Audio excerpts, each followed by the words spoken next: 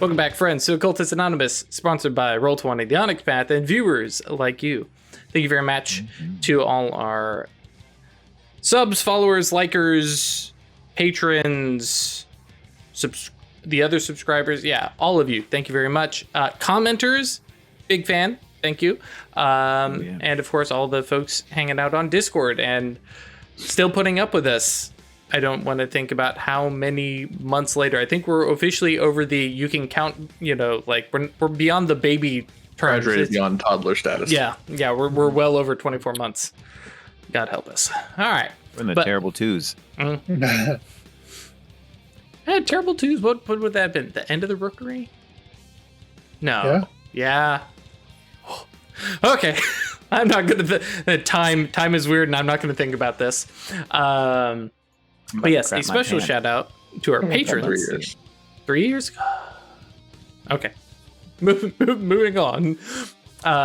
Thank you to Adele, Al, Alexander, Angfalith, Bernie, Buck, Chandra, Chris, Clara, Doggo DeLune, Emil, Funzo Surua Lee, George, Jack, James, Jenny, John Jacob, Jingleheimer, Schmidt, John, Josh, Julian, Cat Feathers, Crazy Man 1772, Leggett, Legba, Michael, Milo V3, Ms. Grumpy, Moist Voice, still? Yes. Moku, Mozart D minor, Noba, Other Guy, Perry. Sorry, Other Guy really threw me there. Is that Other Guy with a U? No. Okay. No. Other Guy. Other guy. It's yeah. It's Mick JB. Puppeteer, Raffia, Ryan, Sheksara, Snoozed My Awakening, What Did I Miss? Terran, that Thyrsis with the Thigh Highs, Thomas, Ususama, Vortex, You Successfully Arose Karma, and Zoltan. Mm-hmm. Oh, excuse me. You Successfully Arouse Karma. There's a U in there. Thank you all very much for your names. support and thank you. Just thank you.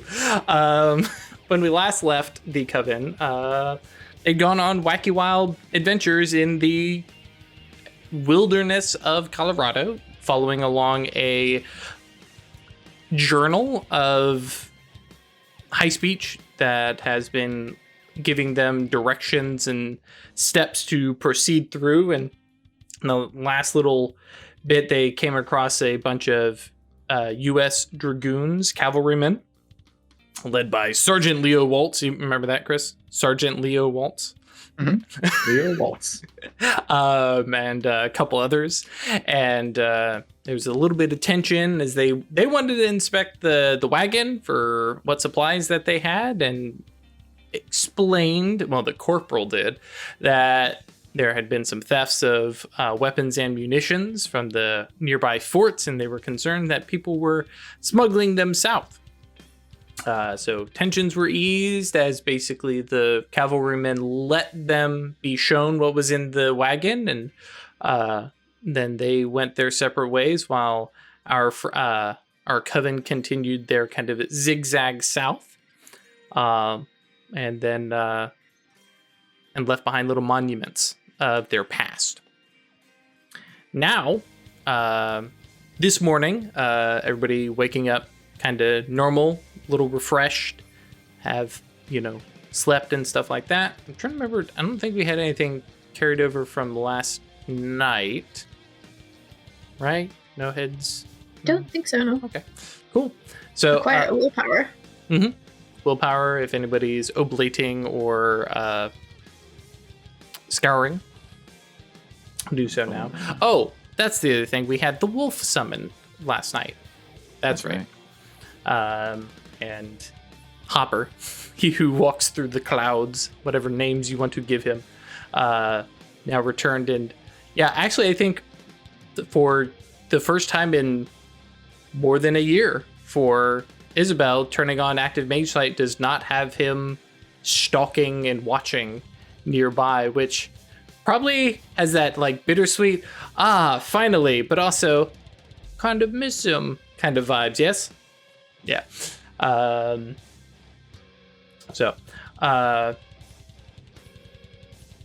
guess after breakfast, as things are getting kind of packed back up, because you gotta travel, Theo, you're consulting your notes. Mm-hmm. Your notes for today are blank. Wait. There's a section where you definitely wrote notes about today, and it is empty. The text is completely blank. So the original has nothing there as well. No, And the the original It had still something, has. now it's gone. Well, the original still has something, but your note specifically, the translation that you had written down, is blank. So you have the little inserted pages and your whatever notes that you had there. Mhm. They're completely blank. They definitely said something yesterday and the days before, but today they're blank. So the good copy notes are blank, and my scribble notes are blank, Mm-hmm. but the original still has stuff there. Mm-hmm. So let's see if we can make sense out of the original. Sure. But just saying, this is weird. My totally mundane produced notes for today are gone, Just like they were never written. I mean, isn't that also where we found the new note in your notes? Mm-mm. No, that was a brand new page. That was in a new page in the book. Okay. Mm-hmm. Yep. Because I have imagined that Theo has her notes interspersed in the journal itself, and so there was this new page that was just didn't have any notes tied to it. You know, obviously we don't have sticky notes, but that's kind of my thought. Theo, Hmm? is the paper upon which you wrote the notes still present? Yeah. But all the notes that I actually wrote, that I clearly remember writing and saw there yesterday, are gone. Do you want me to look and see if I can tell when they disappeared? That would be an interesting exercise, yes. Just for curiosity's sake, but in the meantime, I'm going to see what I can piece together from the actual notebook. Okay. If you'd like my help. For sure. So you two put your heads together over the journal itself as Gisela Arachne casts post-cognition, I imagine. Yeah, just for like the duration of a day. And I just want to look at the page. Okay. And try to see if it ever had words on it. Because it's possible that time has been screwed with to where there was never anything written down there. Sure. So shooting back just one day. Yeah, because if we know there were words on that page yesterday, and a day ago there wasn't, then Should have carved them in metal. Hmm. Nice. Who needs matter? You do it once, and you have your own memories.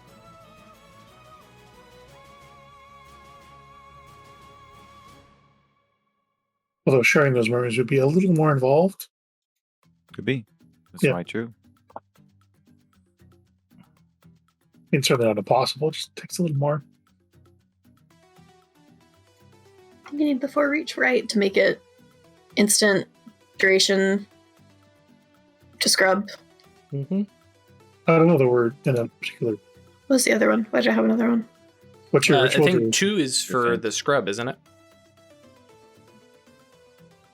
Oh, am I remembering poorly? No, that's just yeah, it's just 1 reach to move. I guess it's only 3 then. Mhm. I don't know what I counted for. Right. That's a little overreach. Are you spending mana? I'm using my tool. Okay, so just a chance die. Nothing happens. So roll your 8 dice, please.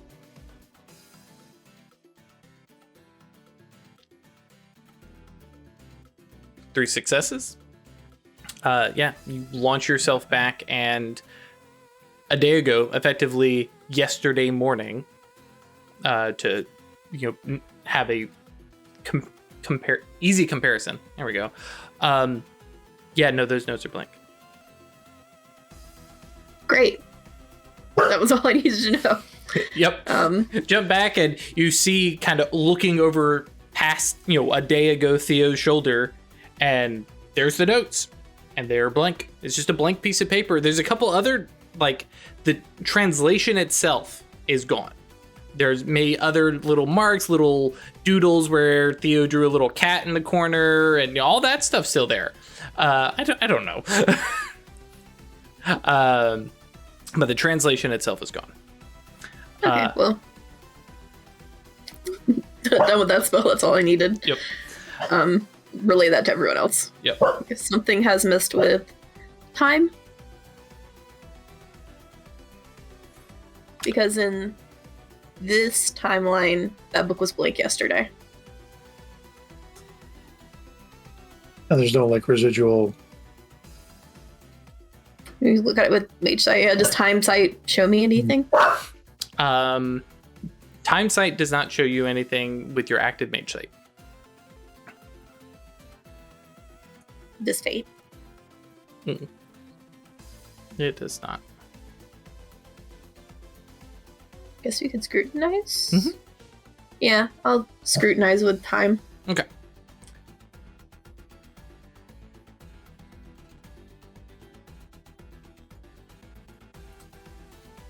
Which I think for you is just 5 dice. And then if you use your... This is where your Hag Seeing Stone comes in, would give you the +1. And are you going to spend any mana to give you bonus successes? Yeah, I mean, I've got 8. Okay. I'll spend 2. Okay, cool. This is a 3 opacity, by the way. Okay, so if I get 1, that means... wait, no. You'll get you'll clear 1 tier of it. Mhm. 1 tier. If you get a bunch of successes. No. Well, okay.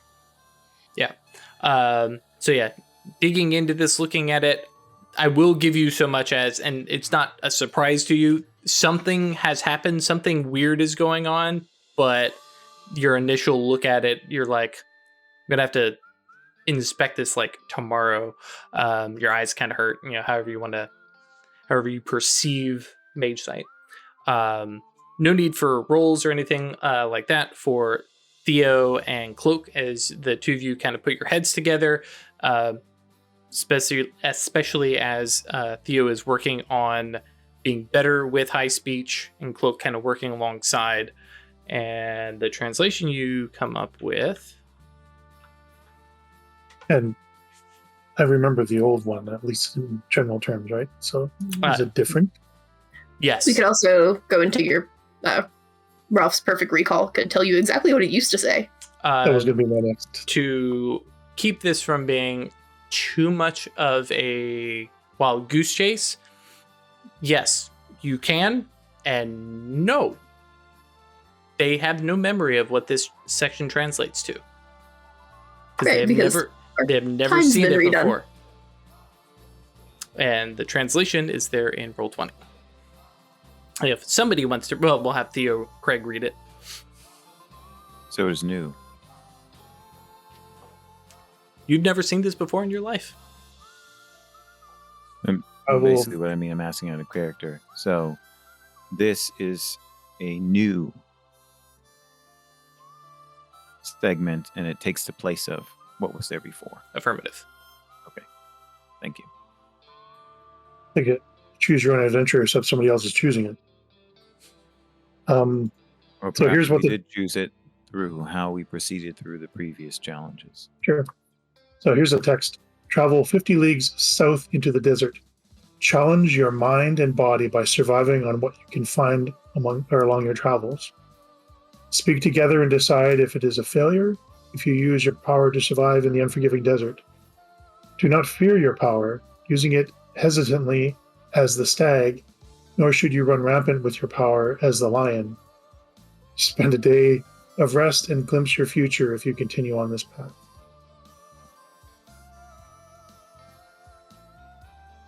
Wow. It's like a good day. Well, yeah, not in any way surprised. This makes sense to me that this would happen. In what way? We anticipated that there would be some journey that required us to rely on our skills and abilities. And this suggests it's contextual. I imagine that 50 leagues south of a place would not always be desert. And because the journey starts at home, which is subjective. It takes you somewhere inhospitable. Exactly. I doubt that whoever wrote this journal and might be still directing us actively would try to make us walk into water, for example.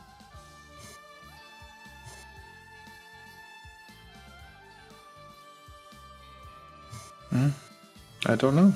I imagine that we could survive in water if we had need of it. Get a boat. Or gills. The more magical way of doing it, that's fair. Yeah, it says to decide amongst ourselves if we consider it a failure to need to rely on our powers. No. But it also says, don't be hesitant with them. I don't think we should immediately resort to them, but if a situation like that comes up, I believe it would be acceptable. Out of character, based on average travel times for like a covered wagon, we're talking a week of travel. Our initial estimates for how long we're going to be gone are going to be a little off. I mean, we always thought that. Yeah. Unless we go through some kind of temporal anomaly on the way back. Who knows what's That's going to true. happen. Or a spatial one. Yep, that's true. Perhaps. Exactly. I know that on my end, I'm not going to mess with the time, just because that seems like part of the journey. Yeah. But if the time messes around us, as it apparently already has done. Exactly. Yeah, that's what I'm implying. Who knows what's going to happen? I will keep the horses alive.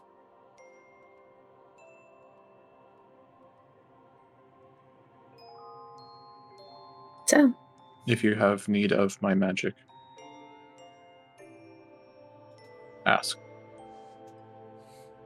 Thank you. Otherwise, I will help you to survive in the mundane means. The four of you who are more robust and accustomed to rougher travel and things like that, cool. Rilla and Jules, however, are sitting back going, okay, yeah, we can we'll do. make sure. And Cloak turns Perhaps to not in the manner you're Jules. accustomed to. right. Cloak turns to Jules and says, I'm certain that whatever challenges we endure over the next week will pale in comparison to what you saw in Pandemonium.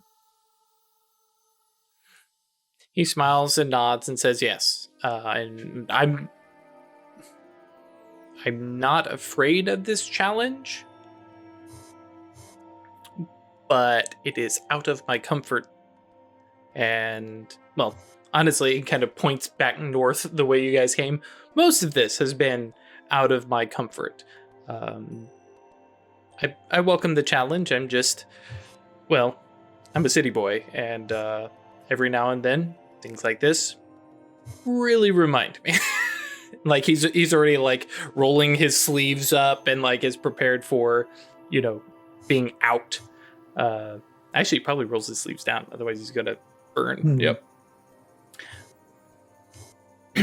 But no, I have at least two very good frontierswomen here to hunt, and I can follow directions, and I am not afraid of butchery. So I will do my share. Rilla, meanwhile, is like shifting further back under the covered wagon. Just like, nope. Okay. But We still haven't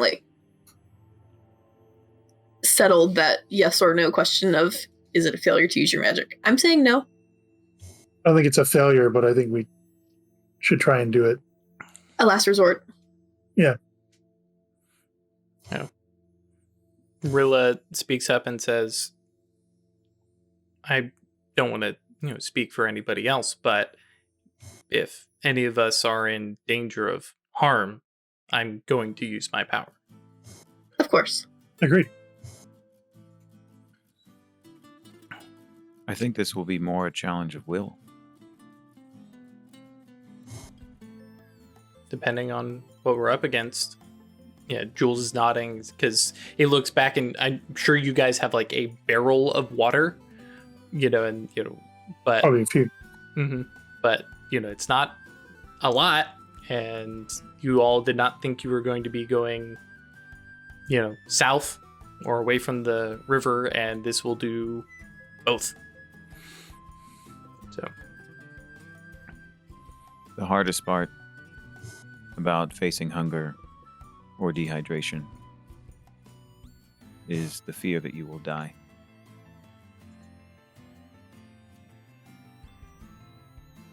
And unless... You will not. Indeed.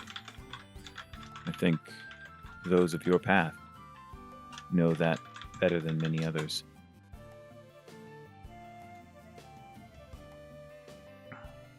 I have survived a similar ordeal without these powers.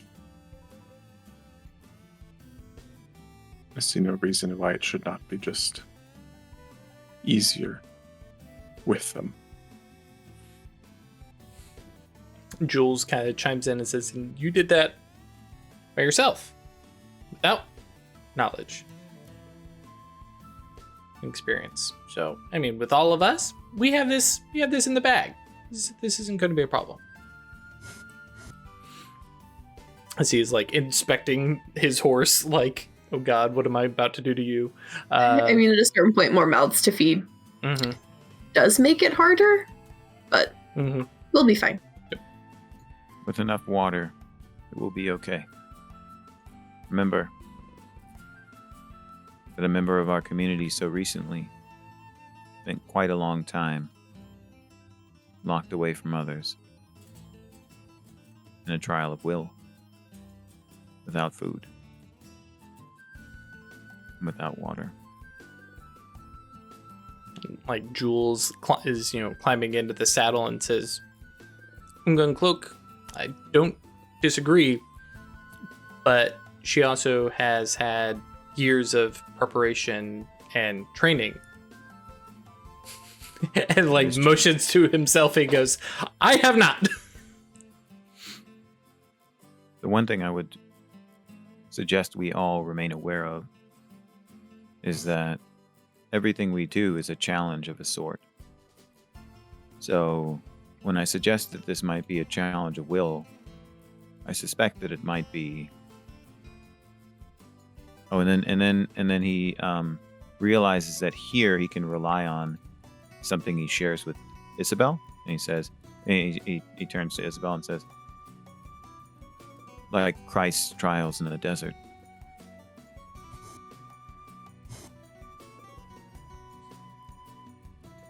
I hadn't thought about that, but that's actually Let pretty us apt. pray that we do not meet the devil then.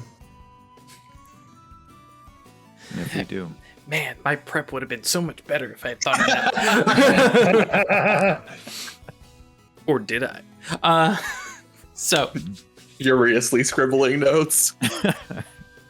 So warehouse, a person who turns into a house at under the full moon. It is now. Yeah, sorry. References. that's right. So you guys mount up and ride forth. Jules and Isabel taking the lead out. As you guys go, you do see that you have the dragoons off kind of in the distance, especially considering how flat. I mean, there's like the occasional hill and stuff like that, but you can definitely see a few folks out there kind of ranging out and about as they do their kind of zigzag patrol. And previously, you guys were kind of doing this waving snake motion, but now all of a sudden, do straight south, which also puts you riding more or less with the sun kind of in your face. Yeah. And as you guys start out, this is where we're going to get into ye D&D Overland journey. I imagine you guys still have rations because there's no reason for you to have dug into those previously. Isabel's been hunting like rabbits and stuff like that. So Right, I was going to say, I imagine just because we brought it up on screen before that Giza possibly has set snares at night. Yeah, basically before we get too far south, I also want to basically try to gather as much food as possible because we're going into more arid lands, right? Yeah, the area that you're in is already definitely on the more arid side, but because you have the river, it's, pretty survivable without too much. Before we get into the real desert, I want to have stockpiled as much as possible. Gotcha. So, I think for both of you, just we can do trying to think. Yeah, I imagine just some survival check, or it's not survival, is it? Yeah. Yeah. Okay. Yeah. I should hope so. Well, I couldn't remember if that's- that was the actual skill. I was like, I'm trying to remember. Yeah. Because I still Your completely wits and disagree that, survival? like, the game tells you to use streetwise to navigate in a city. Mm-hmm. It's like That's it's wrong. doable, but yeah, it's because that's a social skill. Right. It doesn't make sense to. I see it from the whole like reading the city and going, this is not a place I want to be wandering around. Sure. But it's one of those like you can definitely use Like multiple literally knowing skills. where a restaurant is or knowing where you are in a city Mhm. locationally. Nah. Yeah. Anyways. Yeah, can I do wits and survival? I'm a-okay with that. Yep. And if you want to combine efforts, or we've got Gisela doing snares while Isabel is doing actual hunting with a rifle or some such. No, I would have taken the shotgun Oh, because that's we're true. Yeah. moving. Mm-hmm. Yep. That's true. I was thinking about Just make at it the a end of teamwork, your day. a little bit abstracted. Sure. That's fine. I mean, I've got 7 dice. I also have 7. I'll go first. Okay. I have a +1. Socialize? Yeah, that's socialize. You want to re-roll that? There's 6 dice anyways, Huh. so you Okay. Weird. I'm just gonna roll one more die. sure. Nope. Okay. Womp womp. And so yeah, So we're playing Exalted. for Ash, yeah, just add an additional +1 to your roll. 5 Oh, damn. successes. Wow. Goddamn. So between Isabel and well, actually, let me Exceptional step that success. back. Yeah, exactly that. Chris and Ash, how do you guys think that you have? Go ahead and tell me what you have done to, collect up food. Which, especially with Gisela's idea of like, oh, let's stockpile so we have a few things as we get into sparser territory. It definitely would have been foraging as much as possible, like any edible plants we've got. And I imagine with 5 successes, I probably found also something to shoot. I'm not super up on what the animals there are. Besides that, also just like really making sure that the cover for the wagon's drawn down to give some more shade and stuff like that. And double checking the hooves of the horses and that kind of stuff. I figured that was it was all preparation stuff, right? Okay, I like that. Just making sure that everything's like really squared away. Gotcha. I like that. Yeah. So, especially with the exceptional, I'm not going to give you all a condition because it's more of a big group thing, but we're well set. We've checked everything. gone, crossed all the T's, dotted all the I's, and confirmed that no, we're good before we get out to where, oh crap, water barrel is full, all that kind of stuff. Yeah, we have gathered supplies. Mm-hmm. I don't know what the animals are. Do pronghorn live down there? Or it's too far south? What? Pronghorn, antelope. One antelope. Possibly? Not quite sure. Might. But this is also 1847. Yeah, We still have a lot more animals lived in a lot more places. Yeah, we still have plains buffalo. wolves and buffalo and yep. Good old bison. Maybe a little far south for those guys, but That's what I was thinking. Like, I'm trying to think. I don't know what lives that far south. There's got to be something. I mean, if we're still in like Southwest Colorado, then very much still like plenty of animals and stuff. Yeah, there's you're at the tail end of the Googling animals, Colorado. Sure. Yeah, There's looking pronghorns at are there. distribution for There you pronghorn. go. Elk, I don't know moose, where sheep. they are. Those probably a bit north. Whatever. Yep. But yeah, There are actually, things to hunt. so imagine some of this is like now hanging from the side of the wagon as you all continue south through morning, afternoon, evening, and we have the movie requirement of definitely moving into a new biome, sweeping shot of the terrain changing, moving from soil and grass into more gravel and then sand, bushes going from leafy to scratchy, as just having flashbacks to my own childhood. And yeah, it's not less visible life, but definitely you see desert hares and stuff like that. First day goes through rolling into the second day, and it's the third day of travel where things are getting considerably rockier, and with the wagon having to go much slower, places where you have to pause and pull out like planks to get over some rocks, things like that, cutting across places that currently are dried up, but if it were to rain would be your kind of flash flood, not quite floodplains, but territory like that, which slows things even further. And Theo's guesstimate of this being a week, yeah, it's looking like that. At some point in there, can we slip in a conversation with Jules? Absolutely. So evening around the fire, Theo would just.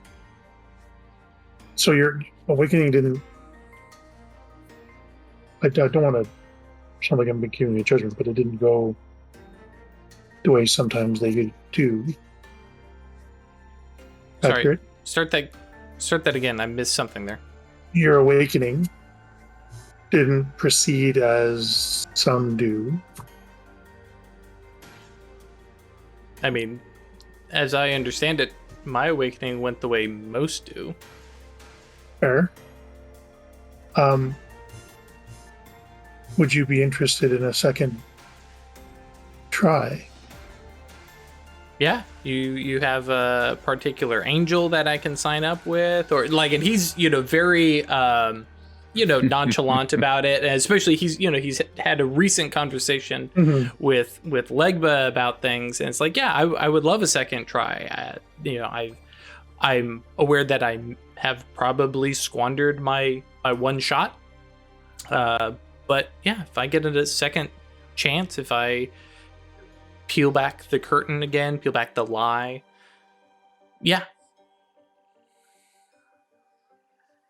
I'm kind of hatching a plan that maybe I would be able to help facilitate that. I mean, isn't that the job of all mages? Try and nudge people into awakenings? I've been hanging around Egg Rock too much. Yeah, I think so. I think there's different views on that, but an awakening is potentially dangerous, and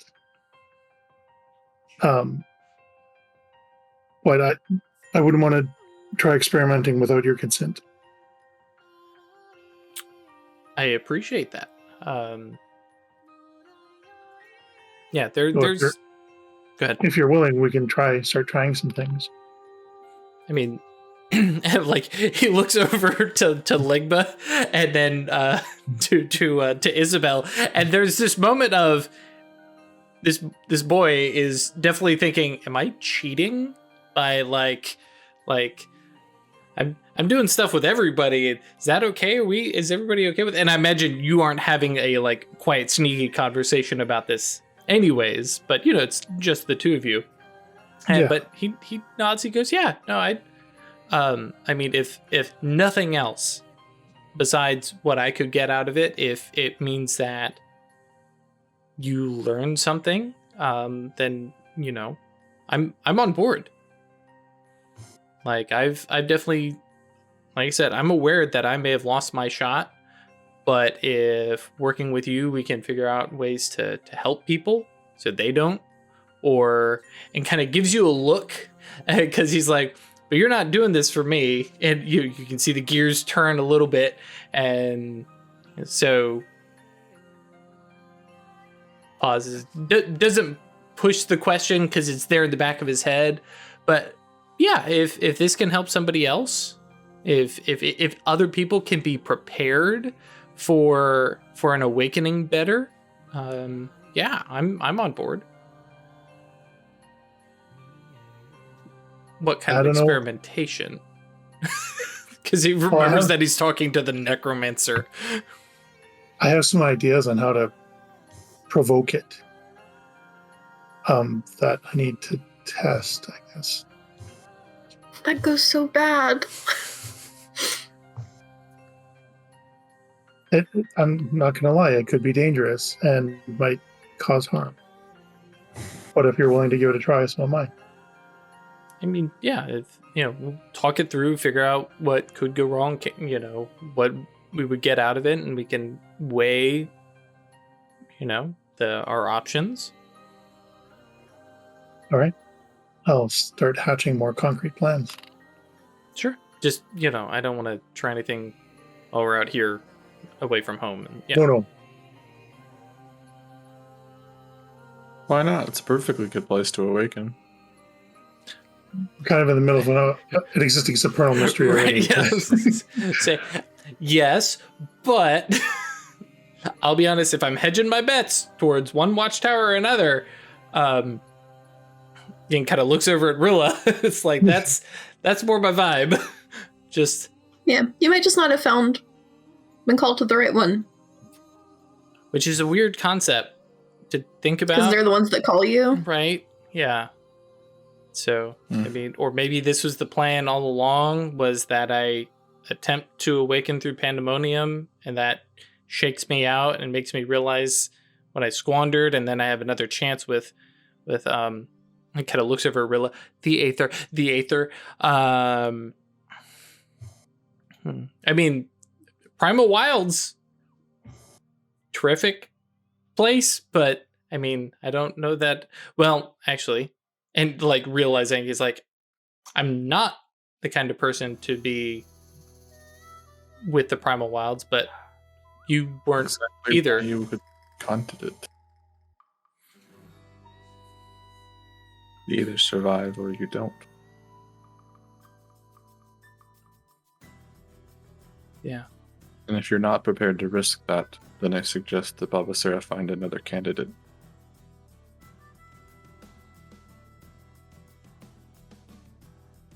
There are also worse things than dying in the process. I also, yes, very yes. Because had a conversation, kind of looked back at Rilla, what could have gone wrong with her awakening.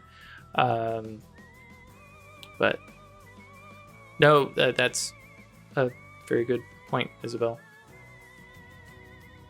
Jules, remember that no one is prepared to sign their name to a watchtower until they are, and then they are forever retroactively prepared for it. that discontinuity is important to remember.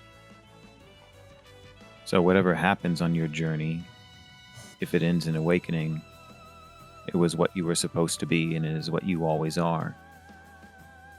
So your visit to Pandemonium is meaningful. You could end up in the Primal Wilds and make what could be considered the same mistake. Or that might be another step in the place on the path towards where you need to be. Mm-hmm. But the little I understand of the Aether suggests that it is a place of potential. You don't get there by hoping to be there. Kind of sits back. Oh, I guess that's true. Am I trying to be recruited by a watchtower? I really don't think it works that way. I know. But it kind of also would make sense that, well, no, because people are, like, you can see, like, this is officially going to fry his noodle while he thinks it over. But remember, you already have a precious gift. my life? Yes. Yes, and the fact that you see through the lie. Mm-hmm. And Or- that means that if you were to attempt another awakening, your mind wouldn't be as broken as if you were still a sleeper. That's true. Now that would be a trick, being able to see into the supernal worlds. And to kind of prepare myself for the sensory overload of each of the different realms.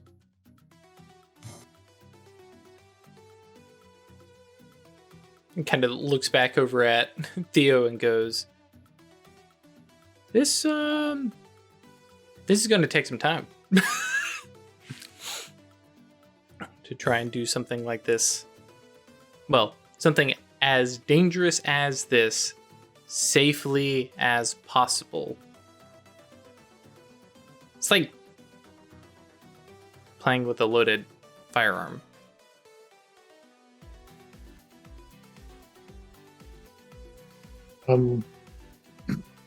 Yeah. The analogy suffers a little bit, but it's not wholly inaccurate. And I don't know that there's preparing, unless maybe it's just to train yourself to be open to possibility.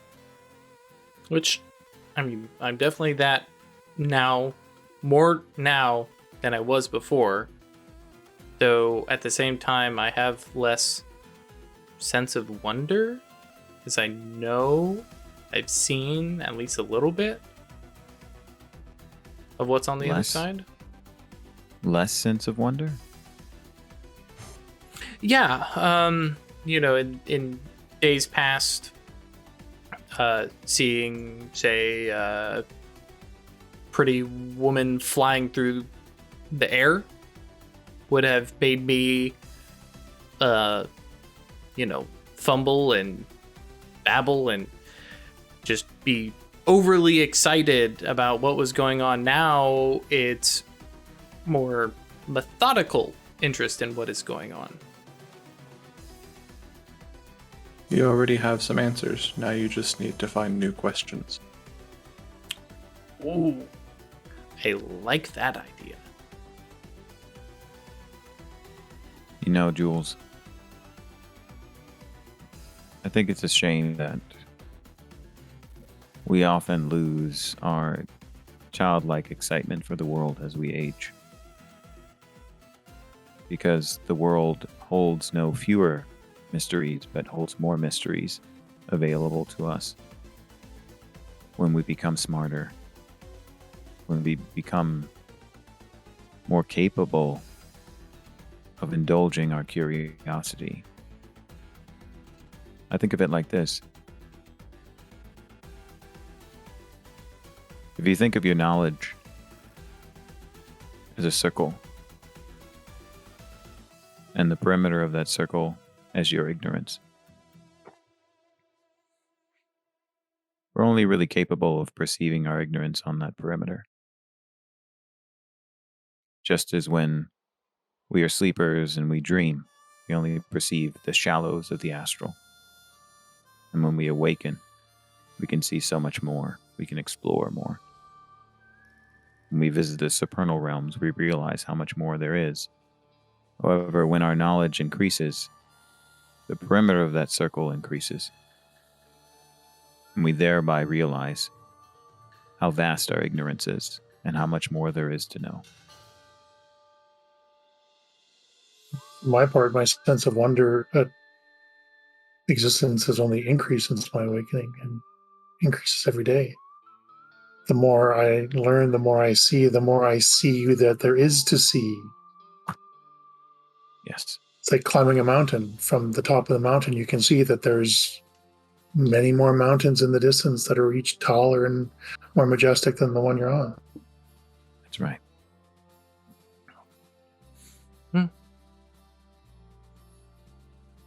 Guess it's the inability to expand my mind and my senses the way you all can, where now I have seen that there's stuff, and with my, limited vision, I don't have access. I don't have the ability. I need your assistance to see more things. So You still have a potent mind. thank you. You're welcome. But it wasn't just meant as flattery. It's a precious thing. I once cared for naught but violence and the satisfaction of status within a tortured experience. And your situation seems in comparison to be paradise. Oh, I have a good life, and I'm pretty happy with where I'm at. It's the other side of I hope things. so. He looks over at Isabel, is like, oh, whoops. But no, I am pleased and happy with what I have, and I think that is the. Don't take me wrong. The wonder that I feel is still there, but now because I know that there is more about these things, you all merely will it and can see more and understand more just by looking. And for me, I have to be methodical to even tease out a little bit of that information. I have to spend time in ritual to summon forth the things that, and kind of points over to Isabel, that she just opens her eyes and can see. And yet here we are on a vast journey, not knowing exactly what ritual we are inscribing with our travels. And he nods and he says, and that is why I'm very excited to be here. Because even you all, with your extra perceptions, the ability to see the future, the past, even this, and kind of points at the journal, is changing and shifting. This is exciting. Thank you, Death Fox. Poor baby sleepwalker. Yes, everybody be sad for Jules. Jules is fine. Thank you. Jules. It is worrisome. It is most likely dangerous. It is. That is why I am glad I am with the most confident, not overly confident, and, well, powerful people I know.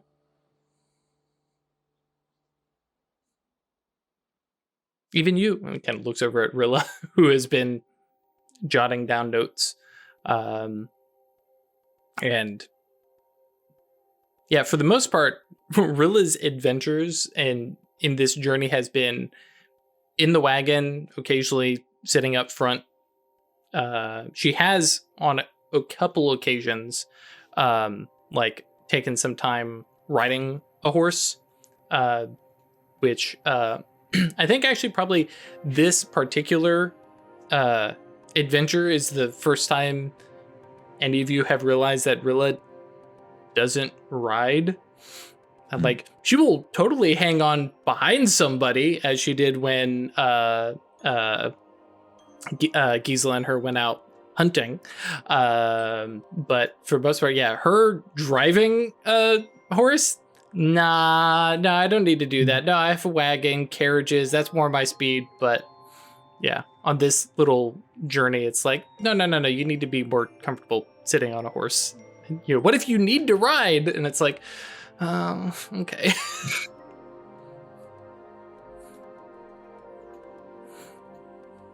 Cloak says, Jules, one last thing I hope you remember is that sometimes the knowledge that we acquire slowly and painstakingly is the most valuable.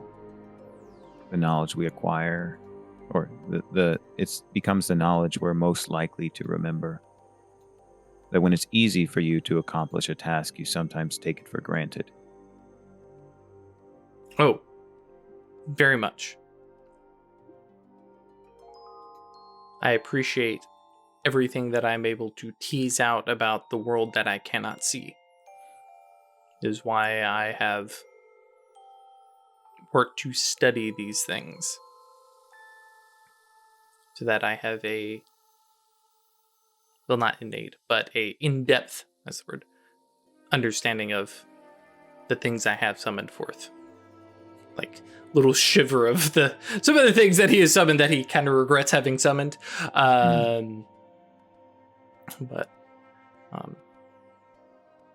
no, and I am, at the end of the day, I am content with where I am.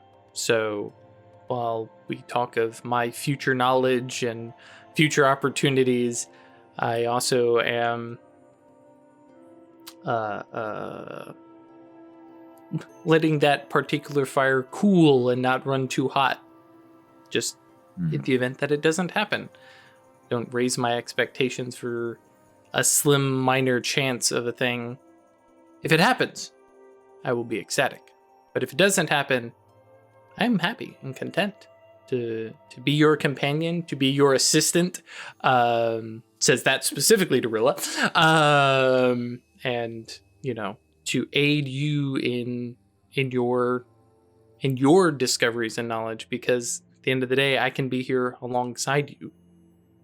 You all can tell me what you see.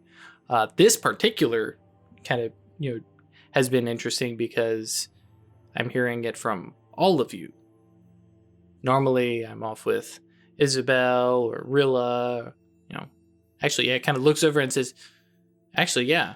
And it's usually just the little bit with Gisela, but yeah, Theo and Cloak. I need to spend more time coming down to, like, the mines. I can definitely, that won't cause any. I gotta figure out a reason to come down to the farm, though. Huh. Do you need a reason? You don't want social stigma. Right, I was gonna say. And The like friend you who can came down with lives down there. That's true. Yeah. But I mean, it's the whole, you know, single man visiting a house full of single unmarried women. But And they're farmhands. that's true. Yeah, I guess if I go during the day.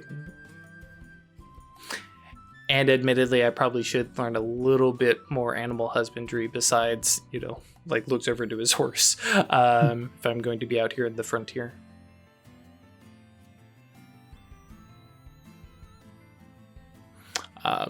With that, before we hey, I'm on board for the conversation, but as the evening kind of settles in, where are my notes at?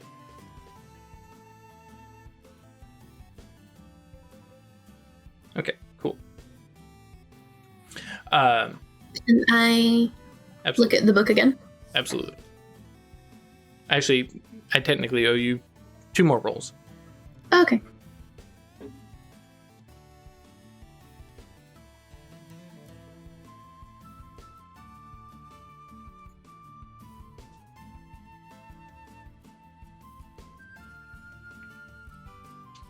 You are actually rolling Bad. dice, right? Yeah, okay. Apparently. I'm gonna use a willpower on this one, I guess. Okay, yeah. Remember, this is our 3rd day, so you guys have also recovered some willpower along the way. Yeah, this will be my 3rd roll. Mm-hmm. And are you spending mana on this? Whoop. I didn't. Okay. Cool. So 2 of your 3 required to clear that opacity. That's 1, 2, 3. Yep. Of 5 safe ones? Yeah. Or wait, no. What's the safe rolls for scrutiny? Is it still based on Gnosis plus? Okay. Based on your Resolve plus composure is for summoning. Never mind. Yep. Okay. Cool. So yeah, little progress, but not quite making it through that first wall. Cool. I also imagine you all have been kind of keeping watch. Again, D&D style with somebody having a little bit of a watch each night. In the morning, actually, just because it came up before, Theo, have you been doing like the last watch so you can start breakfast? Yeah. Okay, cool. So you are basically nearing the end of your watch. Sun is just starting to come up over the hills or mountains out, and a actual stag. Well, okay, I say actual. This is mage. A stag walks into the camp from nowhere. Absolutely normal looking stag. Long, big ol' antlers, which are probably out of season if I think about it correctly, but and yeah, No peripheral mage side pings or anything. I guess that's true. Would peripheral mage sight go off? Actually, no. I know it doesn't. Yeah, which all that means is that there's potentially some kind of veiling on it. But yeah, strides in, pause at the campfire, and it's at that point that you realize that the stag is maybe a little bit tall for normal. So Theo will just say hello there. The head kind of turns, sees you awake, and bolts south.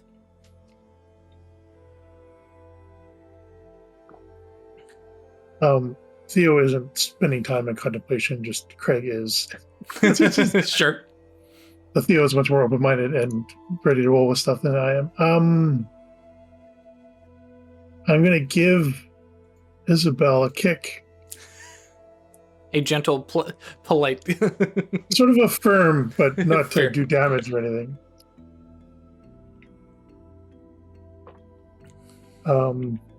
I am not a firearms person. Yeah, give Isabel a shake. So I'm on watch, and this massive stag just sort of walks in, pawed at the fire, looked at me, and then bolted south. I can see it. Yeah, it's moving fast, but it's it's deer fast, not Ferrari fast. Deer fast is pretty fast. It is, right, but I mean it is visible on for the most part you The guys are flat desert. Yeah.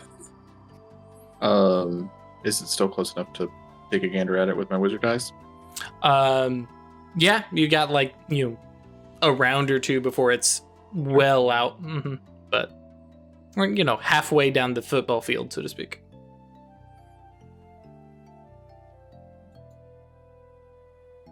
Is there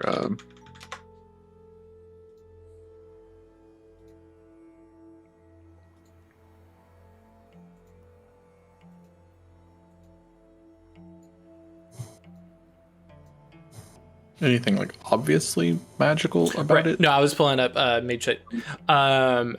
Spirit and forces. Right. Okay. So forces doesn't give you anything out of the ordinary. Spirit, double checking.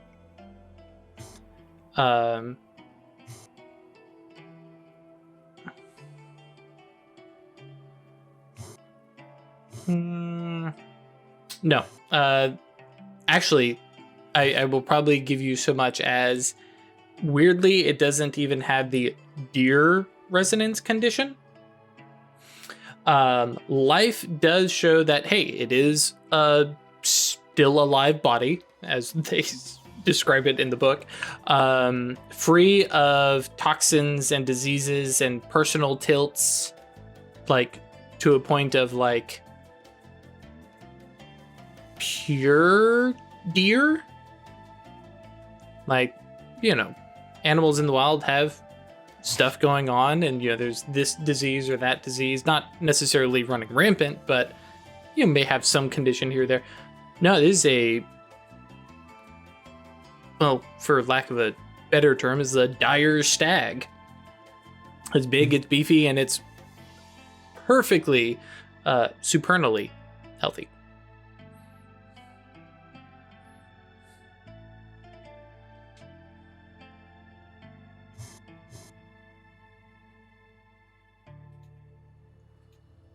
I am going to try and make it come back. Oh, okay. Gonna try and like control instincts or something along those lines. Okay. It's a praxis, so Nice. I think it's actually gonna be 5 reach to get advanced scale, so I can actually affect it because it sounds like it's bigger than size 5. Okay, so it stood by its composure. Cool. Reach, instant duration, scale. Reach, instant, scale. Oh, sensory. Okay. Sensory. Cool. So 3 overreach. The first one where I said reach was for the The +1 for the supernatural. Yep.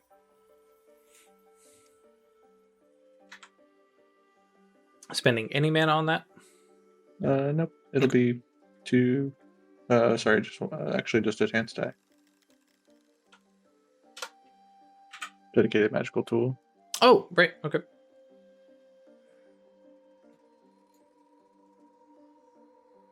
Nothing. All right. Yeah, because you still have Gnosis too. So okay. 5, 1.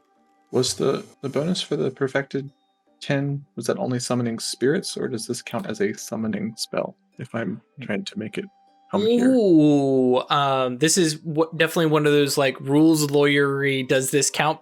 I dig it. You are summoning it. Yeah. Normally I would say no, but in this particular very particular instance, yeah, it's kind of you also intrinsically get 9 again to all spells aspected to the Arcana of the Path. Yep.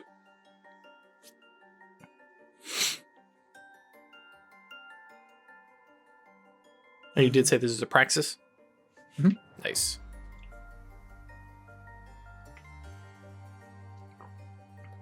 What's it? 5, 1, 8 dice? Oh, yes. 3 potency, 4 potency, condition. Praxis. Yeah. Shred the Sure. withstand. Perfect. Yeah. So you, well, actually, give us the imago for this. I've been bad. You guys, yeah, remind me. The imagos. It is her, literally just like essentially Pied Piper. Mm-hmm. Just takes a gander at it and then puts up her flute and just plays a little melody. And it's just, yeah, like Pied Piper sort of siren, like this is more interesting. This is something you want to check out rather than being something to be afraid of, to run away from. Tamping down the flight aspect of it. Yeah. With the obvious undertone of both of those things being that this is actually a dangerous thing to be near. Mm-hmm. Like from Isabel's perspective, like how she's crafting it, not from like how the stag will. Right. Right. So yeah, punches. Oh, and willpower. But yeah, the deer like in that full sprint and like slows down to the jog, walk, turn, and like especially now that you are able to get a glimpse at it, and well, I guess because Theo's there too, there is a like intelligence to this thing. It is very clearly studying you with a little bit more than, dumb deer in the headlights kind of expression, and slowly makes its way back from a walk to a jog. So it's going to be a minute before it, because now it's, saving its strength and not at full sprint, and starts to kind of wander back, kind of in that, not parallel, but yeah, parallel to you, getting a little bit closer, but not headed straight towards you, so it can still dart away if necessary. But yeah, siren song is a good way to put that. Mm-hmm. Can we say that the song woke the rest of us up? Oh, I imagine everybody's yeah. The flute playing. You all wake to the sound of the Willy Wonka.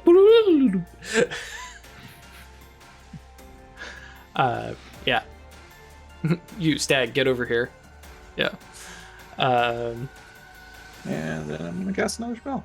Okay.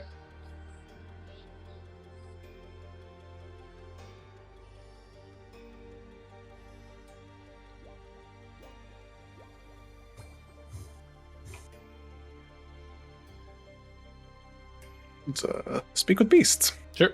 Scale for everybody. Mm-hmm. Instant duration, sensory, scale. Cool. And then -2 to get the extra one person in. Sure. Right. Throw. Paradox. Yeah. 5, 9, 7. Yeah, That's right.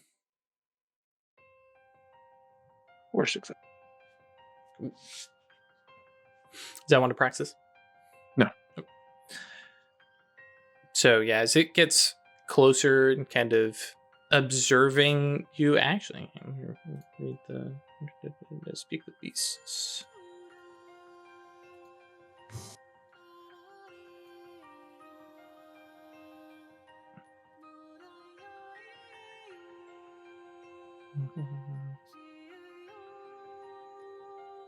Okay, interesting. It doesn't mention how do you pick up language from a beast, but so we're gonna lean I have into a the potential solution for that.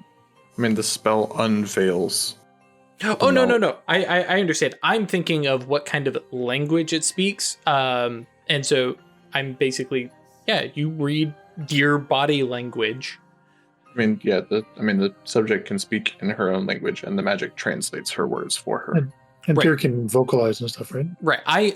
This is all just on me, guys. Just calm down. I got this. Yeah. I'm trying to think of how because deer vocalizing honestly, it's kind of a terrible sound. Horrible sound. Yeah. Yeah. So yeah, But it's just also like it's body language and it's like right, and that's around and stuff like that all gets translated Right. to. That's what I was getting to. And so, like, once that spell goes off, I'm just going to say, "Good morning, timid one."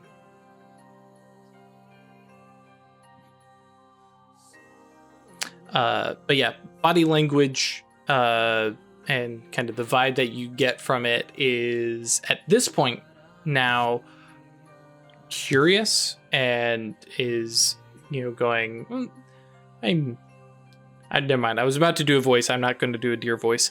I'm not timid. I'm just cautious. It Very kind well. of continues moving forward, and there's a accent of pride. The head comes up, big old and this is 100%, especially for Gisela and Isabel. Like, this is like a prime mount this on the head, kind of stag. Especially it's just ridiculous size. But it comes forward. For us right now, it means nothing because that sounds like more of a pain in the ass to deal with on this journey than. Oh yeah.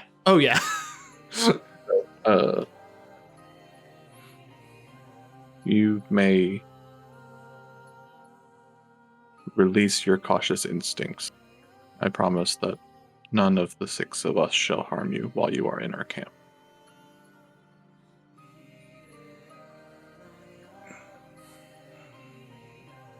You'll understand if I don't necessarily come into your camp, but I am curious about you.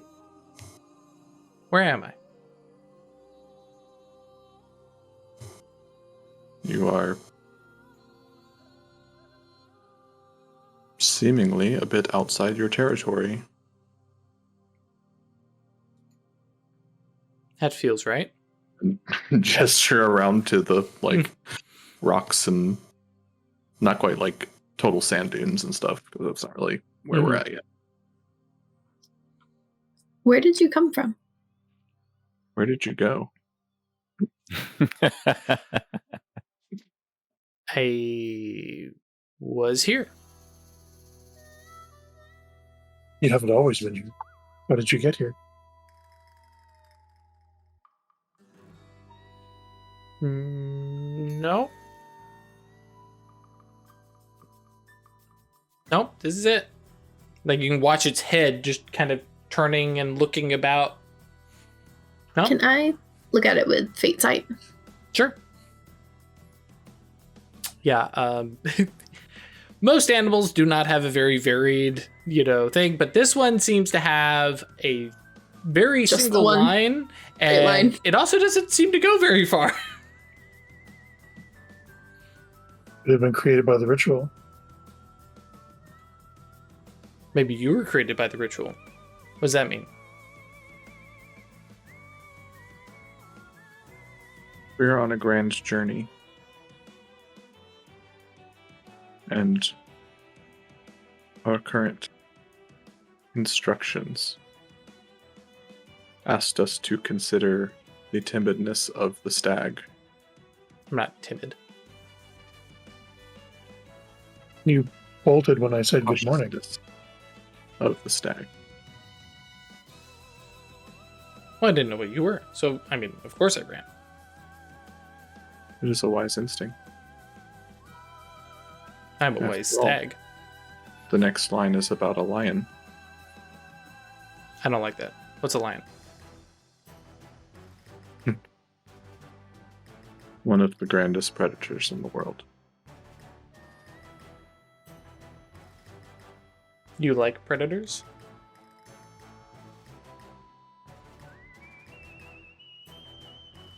I understand them. For I was Shift also of a stag. paws, hooves. For much of my life has been spent as a stag.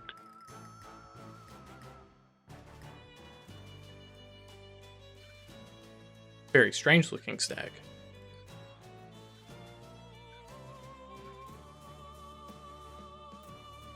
Appearances can be deceiving.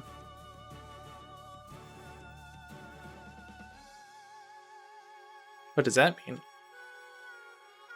It means that you would not like to be thought of as just any stag. I'm the stag. And you don't like to consider yourself as being timid. No. I'm cautious. I'm careful. Hey, maybe somebody look at this thing with Prime. See if it is in fact magic. But yeah, if anybody turns on Prime Sight and at Isabel's prompting, Rilla goes, who can just "Oh be yeah," dead. like she's just been watching like this With her going normal on, eyes. right? And she turns it on and she goes, "Oh," and like very sotto voce under her breath, "He's not real."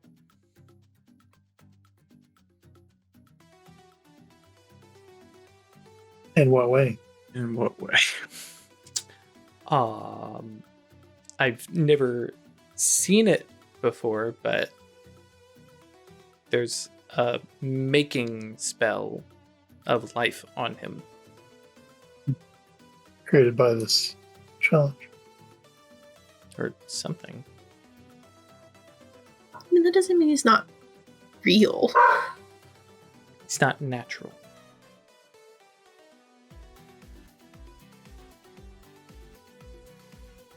I would argue that, but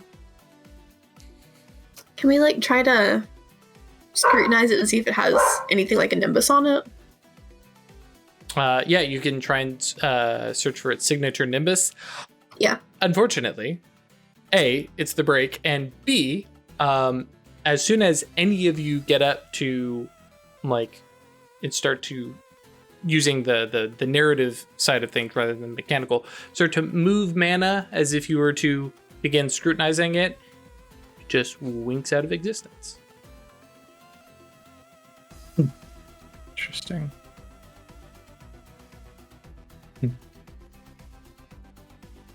Double check the guns. Sorry. Chris I has didn't seen realize this I was movie. going to get rid of it. Yeah, Rilla goes, brings up and says, "From what I could see, I don't think that was your fault. I didn't have long to look at it, but I don't think he was going to be around very long." Very small thread. Very small thread. About an hour.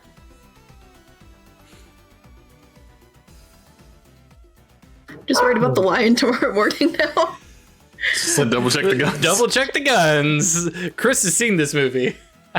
I've read the foreshadowing. I know where this is going. So while Chris checks on Chekhov's gun, we're going to go on a break. Twitch guys, get up, walk, pet your dogs, make sure that they're real, and touch some grass, go to the bathroom, get a drink, and YouTube guys, back in a blink. Oh yes, Stag disappears, and Gisela, Isabel immediately makes the, I'm going to go check the guns. Confirm they are in fact in working order. They were used just a couple days ago after all. Well, actually that's true. One of them was probably fired once the other day, because Gisela and Theo are pretty good with firearms. Both of you, right? Can't remember. And Isabel. Mm-hmm. Isabel, but yeah. Yes. Yeah. I'm going to have to start to Work on that. reevaluate my perceptions. No, it never even occurred to me that we would encounter a real stag. I was thinking too figuratively. Yes. Well, Like, this is traits of the stag, not an actual stag standing in front of you. right. Yeah. In this particular case, this is the life leg of the journey. So yeah. Um, but yeah, you guys have a little conversation with Rilla, filling you in that, yeah, that looked like it literally was brought into existence by life magic, and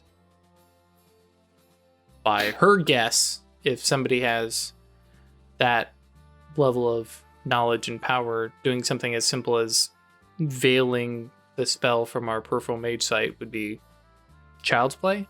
You know, Rilla kind of makes a comment that like she can do that now.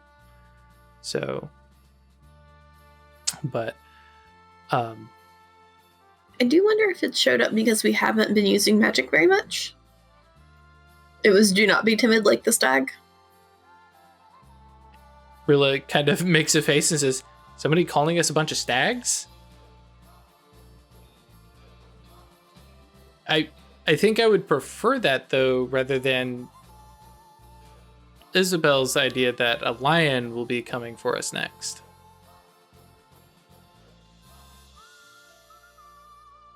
Or even if we are functioning like stags, the stag did assert that doing so indicates caution, not timidity.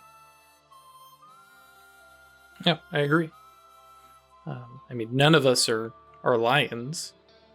That's, you know. Think for yourself. Yeah, one of us does have a But there was- more confrontational inclination.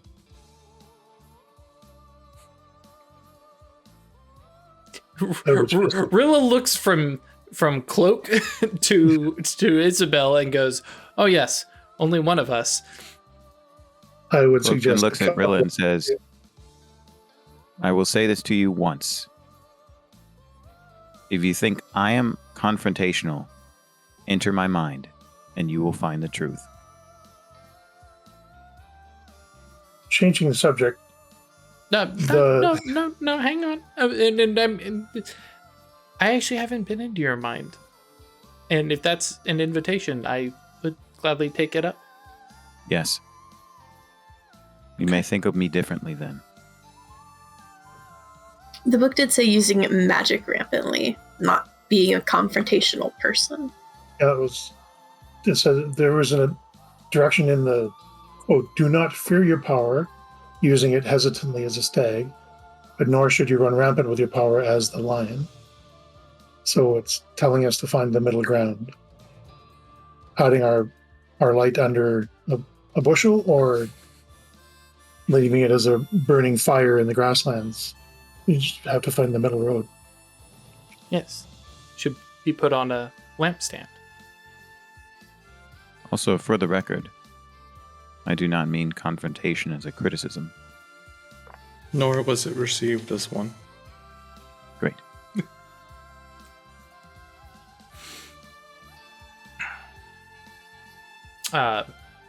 You guys... Sorry, say that again? Keep your eyes peeled today. Yeah, Rilla... Actually, yeah, when you mentioned that, Rilla shifts and moves to the back of the wagon instead of just, like, sitting in the middle of it. And, you know... I'm going to go ahead and do my scrutiny on the book this morning. Oh, yes, please. And I'm going to spend 2 mana. Okay. We're going to get 2 down of... 3 for this one. Right. So if I go over, does it roll over? If you get an exceptional. If you get 5, including them. If you get 5, you will get 5, clear you're going to everything. it regardless. Yep, get Mhm. it done. So not really Okay. worth 1 mana. That's true. 1 will clear this level, 5 will clear all the levels. Right. Okay. I got 3.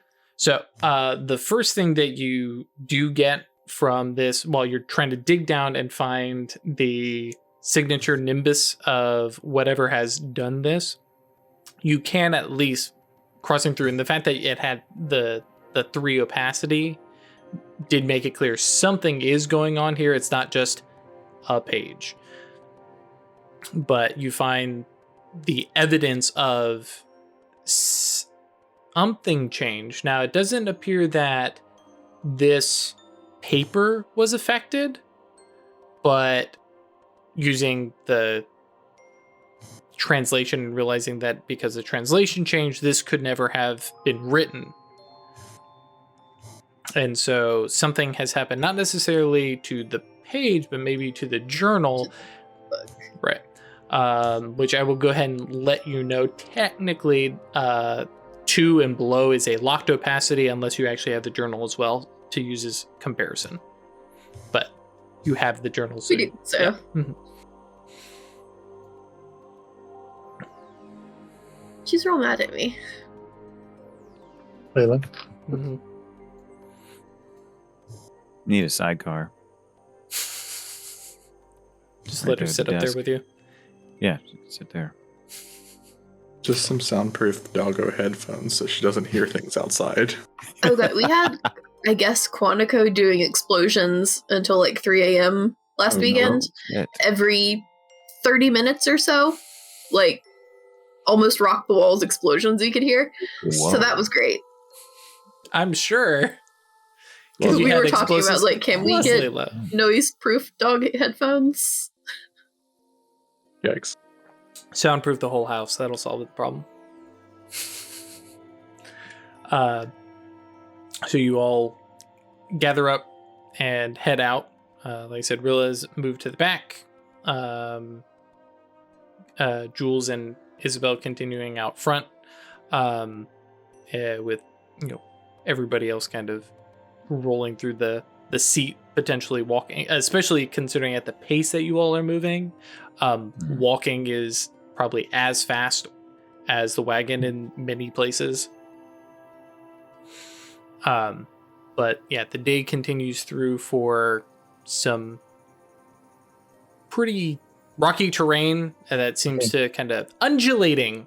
There it is. Terrain, and especially with spots where the sand gets very, loose, and having to kind of occasionally get out and push the wagon, which Cloak is fabulous at. Just like You could pull the wagon. Strength performance. Yep. Don't know how long, but definitely enough to, clear, problems and stuff like that. Eventually, though, you do come across a problem that, we're not going to just manhandle the wagon over this. It's not a huge canyon, but there is a large enough, steep enough ravine down and back up the other side. You could go around it. You can see where it kind of tapers off, and you could go around, but it would add maybe another 2 days to your journey.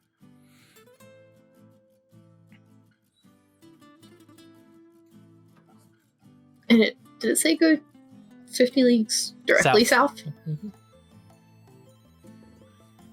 So you have a question before you of how to cross it. Do you cross it? Do you go around it? Is that going to, break the ritual? I think we should go across it. Of course.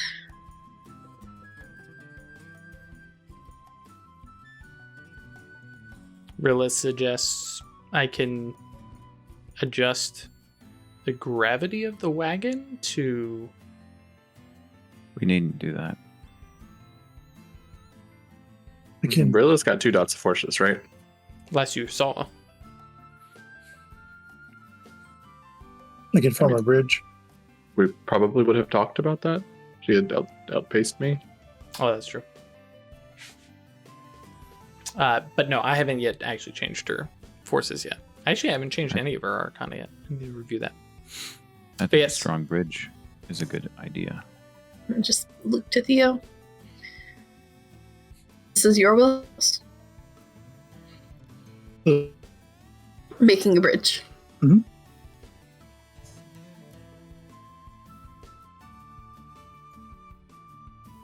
I'm just getting up. If you are unable to do this, I can get us across immediately. I don't like that idea. Because it's not... Is it crossing a distance, or is it just making the distance not exist for the moment? They're one and the same.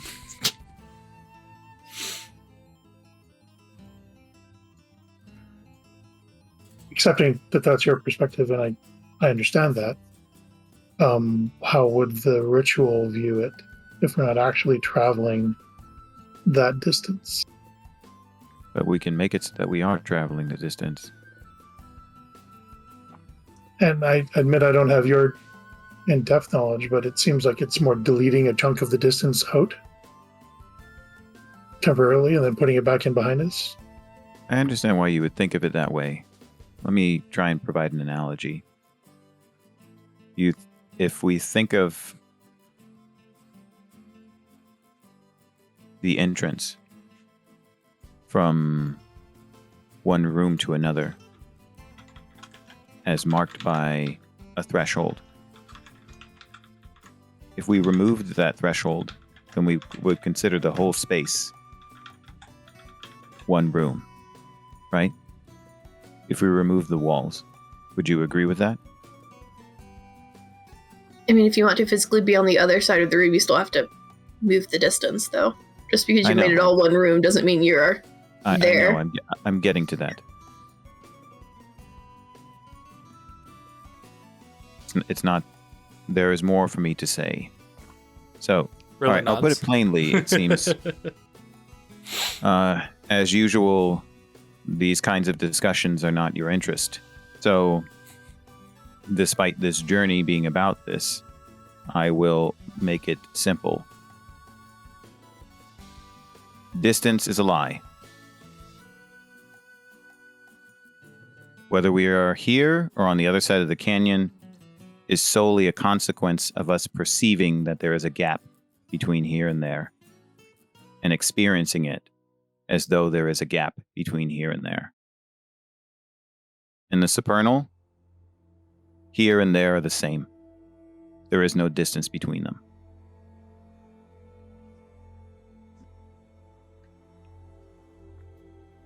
And so there is nothing to delete.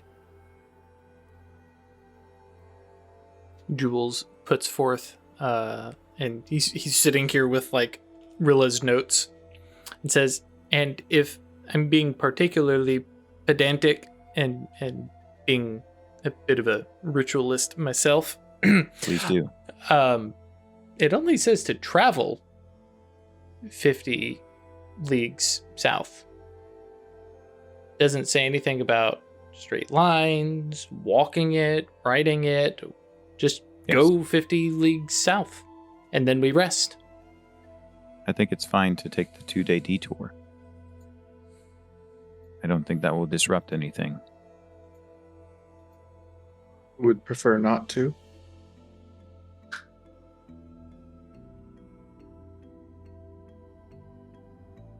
I do not think it too lion-esque to ask one of you to help us across this chasm before we resort to Rilla and I having to sort of tilt the world around us and make a rather violent try of it. I mean, Rilla's over here going, I mean, we could... She'd like to try. But, I mean, because I can move the wagon, and then you can give the horses wings. I'm just saying. And when they have then flown away... Oh, so we would I have to shall have- ride Pegasus. Listen, That sounds good. Out of character. Cloak's going to activate Mage Sight so that he can determine the exact distance across and then communicate that clearly to Theo so that she knows the exact dimensions of a bridge. Yeah, what scale are we talking about for shaping here? Yeah.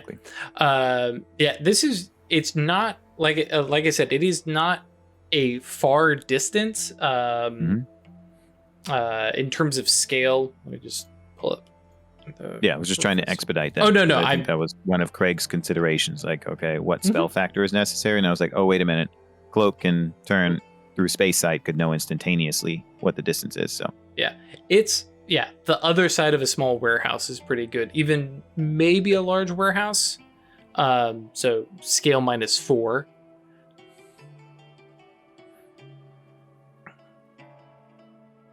At its like largest.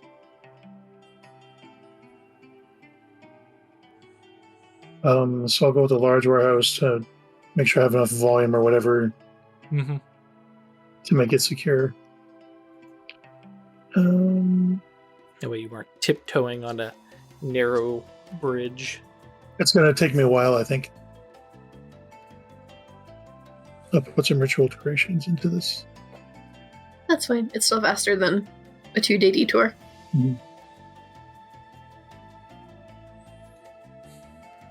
Rilla, like, since we're taking a break, Rilla hops off the wagon and goes over to Isabel and says, I was actually kind of serious about the idea of like flying horses.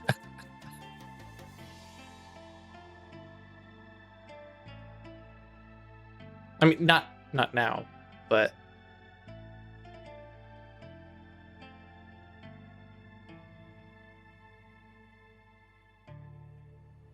What is the durability of stones? stone. I believe it's 2.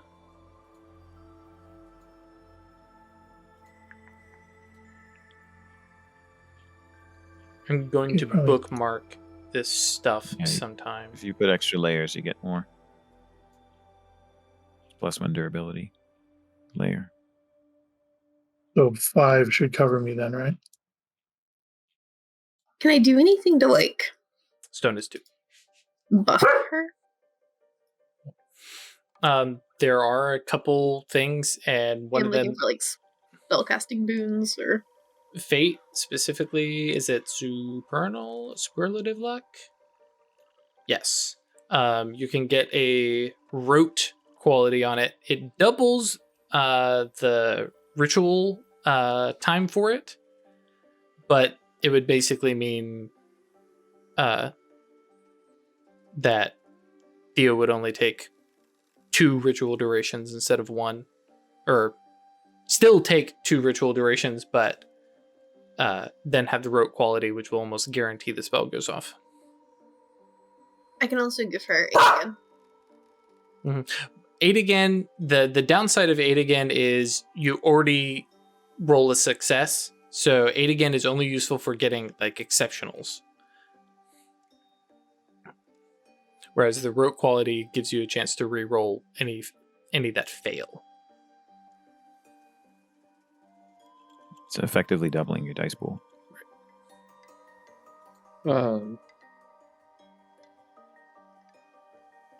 I would hesitate to experiment on the poor beasts while we were already in harsh conditions. Oh no, Already up.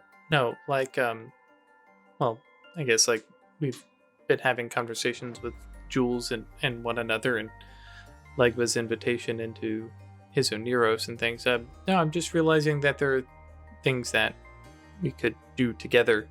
And I know you and I both have a passing interest in forces. And I've started to learn a little bit of life and observing. I mean, we don't need to actually subject the horses themselves to it. But the idea of, If you want flying lessons, you need only ask. I mean, yeah, that was the.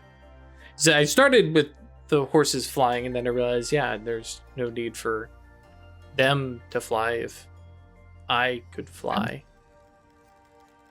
And I know you do have Quite as the last time I did it, but yeah, it would be an interesting thing. The idea of having a new form and seeing how my mind adapts to it, or the magic assists in that. There's just a PST flashback to Mercury. Yeah, I Hey, think I can do that upright. nobody slammed into the ground. No, that thing we fought that wasn't even human anymore. Ooh, the stalker, he was fine. He was many things. Fine Was definitely not one of them. Not one of them. Depends on the Um, definition. What are you talking about? Oh yeah, that Beast. That guy. He's a That guy. fine beast. guy. That guy. I think I need 4 each, 2 for the make it work on spells, 1 for instant, 1 for duration. Mm-hmm. And it's a duration spell, so that will set it off to however long she needs. So that's I'm using my magical tool. 6 that down to cuts. 4. And I can spend mana for 2. Okay. 2 dice. Nothing. So please 12? A lot of dice.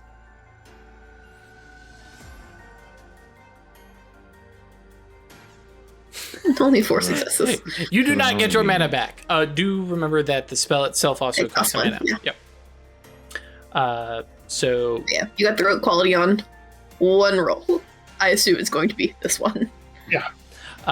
which to go back to that for Theo, because this is doubling your ritual durations. So you're normally at just 1 hour anyways. So this makes them down to 2. So if you've added any additional bonuses, you may want to remove those unless you want to spend 2, 4, 6, 8 hours casting. It'd be 6. Based on the rituals I put in, it'd be 6 hours. Do you need that many rituals if you're rolling them rote, though? Probably not. So I'll cut that down. Okay. I'll spend 2 hours doing it. Okay. So I'll take that 6 down to 4. And We don't have a spell roll rote template. no, we'll just look and see if there's any dice to reroll. So 1 overreach for If you want, you can type it in. yeah, that's true. Yeah, I can't. If you happen to remember the actual code Yeah, for pull it that, the overreach is being handled by, or just doing 2 paradox dice. Using the perfected bone cane as a rod to impose my will on the world. And that's a dedicated magical tool called. Okay, I hadn't realized you dedicated that. Absolutely fine. Ba-doop. Nothing. Cool. Yeah, I get it. So that's -2, 4, and 4 is 8. All right, so 1 second here. Rolf, were you able to find it? It must be in another game where I wrote it up. Okay, just go ahead and roll the Let's 8 see. dice, and then because we can see. Yeah, you'll Oh. be able to use it later. so. Well then, it's all right. It's all right, Ash. Gisela doesn't know. It worked. Hooray. Right, yeah. And My spell One more, definitely so- helped. actually 6 successes. Is that? Well, oh, okay. I see. You did pull it up. Nice. 6 successes. So what would you like to do with your exceptional success? I'm going to bypass withstand.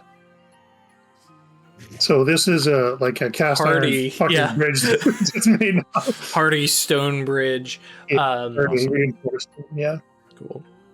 And yeah, let's talk Imago and the effect. What's this all look like? This is a biggie spell or a flashy one, I guess.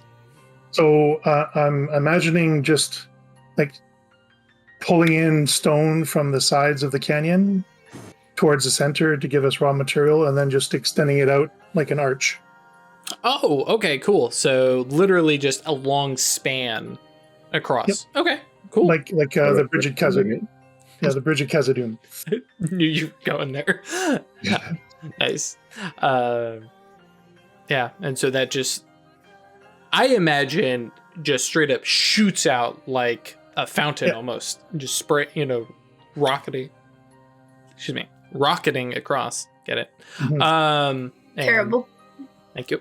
And Rilla, who's still off the wagon kind of looks over it, and I mean it's well wide enough for the wagon, but she kind of looks down. She's like, you know what? And she gets behind the wagon and just walks staring into the back of the wagon. Sure. Yeah, and so you guys walk across the canyon, which, like I said, it's somewhere in that small to warehouse range. So it's literally like a minute or two walking. That's it. But yeah, just walking over, and especially imagine once you get, somewhere in that mid range, that's when you kind of get some of that wind coming across and up through the ravine and stuff like that. There's just one little like whimper from Rilla, who's like, nope, this is not okay. I will hold her hand. Just don't look down, it's fine. I thought you wanted to fly. It's different. And she's like one hand on the back of the wagon, one hand walking with Gisla's hand, and yeah, it's like be able to save yourself before you hit the ground. I guess that's true. If you can focus on your imago while you're rushing Right. towards a deceleration trauma. Yeah. But if I'm flying, then I have wings, and so I'm not falling, I'm flying. But yeah, her like grumbling and complaining and explaining her fear after she's actually gotten off the bridge. Right. Yeah. Yeah. She's back in the wagon, and you guys are moving. How long is your spell last, Craig? 1 hour. Okay. Do you let it actually last the full hour? No, I think I'll drop it once we're on the other side. Gotcha.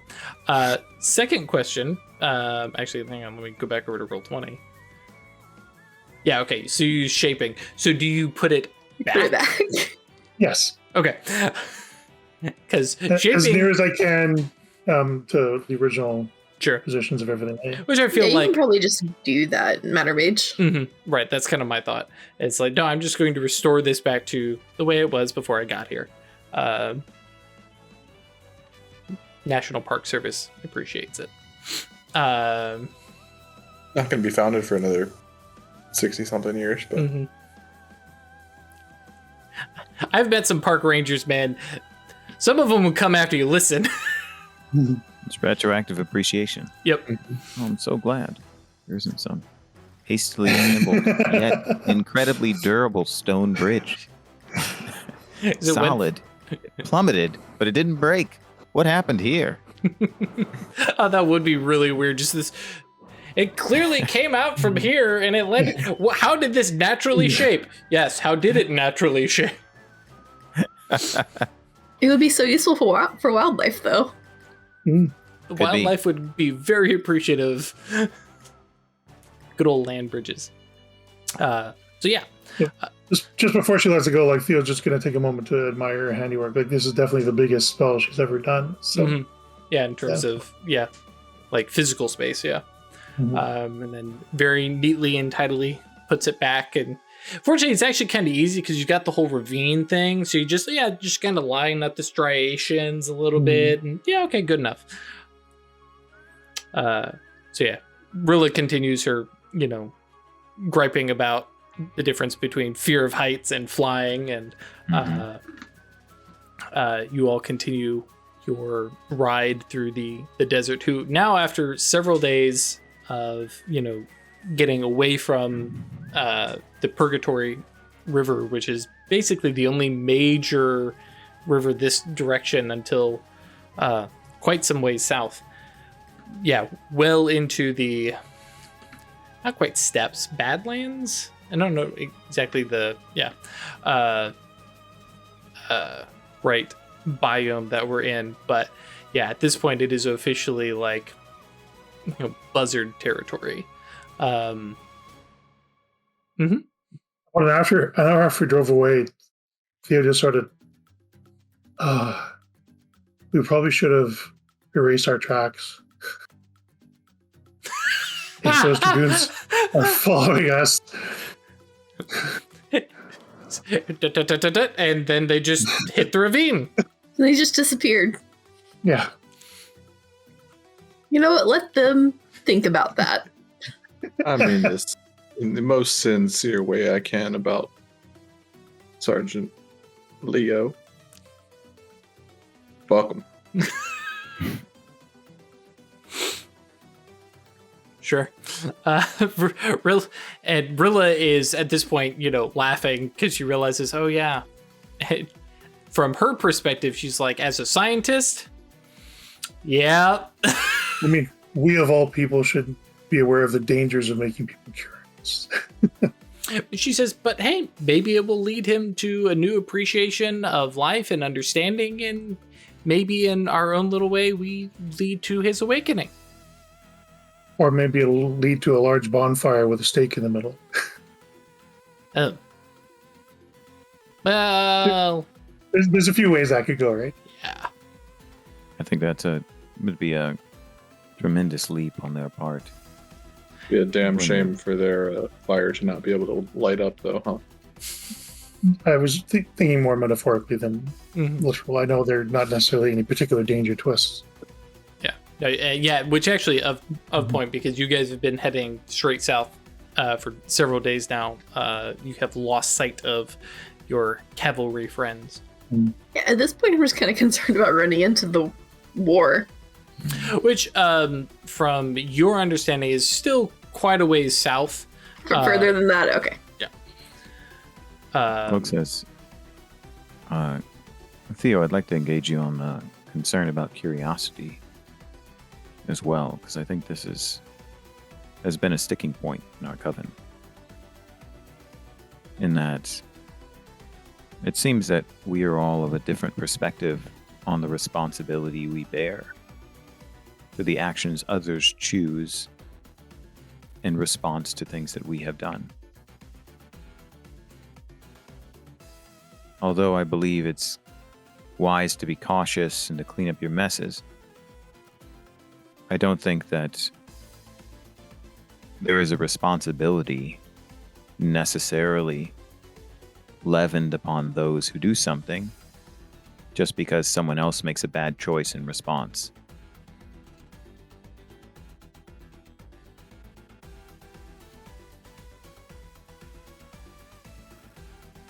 I'm not sure what you're getting at. I'm just expressing my perspective on responsibility for consequence. In that, I would agree. But it's also not a wise thing to do to leave out a bunch of sharp objects in a children's playroom. I agree with that specific example. I'm merely stating that it's contextual. And I think that there's been perhaps a lack of acknowledgement that we all think differently about this specific aspect. We have taken for granted that we all think the same about the nature of sharp toys in small children, and that I don't see every single person as a small child just because they lack my power. I've seen firsthand what exposure to our power can do to someone. The damage that it can inflict entirely unintentionally just by observing it or seeing things that are beyond their ability to process. Catherine has had several, I'll call them episodes. And it's not her fault that it happens. But I have the ability to limit that and limit the damage that might do to her and to others who just can't process what we can do. That's my concern. And sometimes the people who experience these things turn inward. Sometimes they lash out. But it's not necessarily in their control. That is true. And I think those are good examples of sharp objects. Again, I'm merely expressing a general perspective. And then also the specific belief that our mundane actions do not necessarily burden us with the responsibility for the consequences of other people's actions in response to what we've done. By carelessly or recklessly using our power and leaving the signs behind for others to find them and have their minds affected, yeah, that is unwise. And I wouldn't casually do that. I think, as you've observed. I just mean the wagon tracks are a good example of what I would prefer that we avoid, which is a concern that if the dragoons, for example, were to investigate and do something stupid, that we bear responsibility because of their stupid choices. My concern was more exposing us and leading them down a path where they encounter things that they can't process. But what Cloak is saying is that those are two different things. Yes. They are more than welcome to fuck up their lives by making the wrong decisions or investigating something dangerous. But I would prefer if it did not put us in danger while they do so. But at the same time, we do bear some responsibility for that, for leaving the thing that sent them down that path. I don't think so. Literally, the unexplainable things that we left behind for them to find can be what breaks their mind. What's unexplainable? The wagon tracks that disappear and then nothing is at the bottom of the ravine. I can think of multitudes of possible mundane explanations for why there are wagon Can tracks you? that end at a cliff. When there's none leaving, there's not a crashed wagon at the bottom. Mm-hmm. Wagons don't get spirited away normally, turning mundanely. My only point of bringing it up was it was a detail that we could have looked after. And if you leave a trail of honey jars leading to your house, you shouldn't be surprised if a bear barges in. Sure, bear just following its nature or whatever. If you leave things that are going to make people curious, sometimes they will follow that curiosity and complicate your life. Yes, I don't particularly care about this. I would just acknowledge that we played a part in that if it were to happen.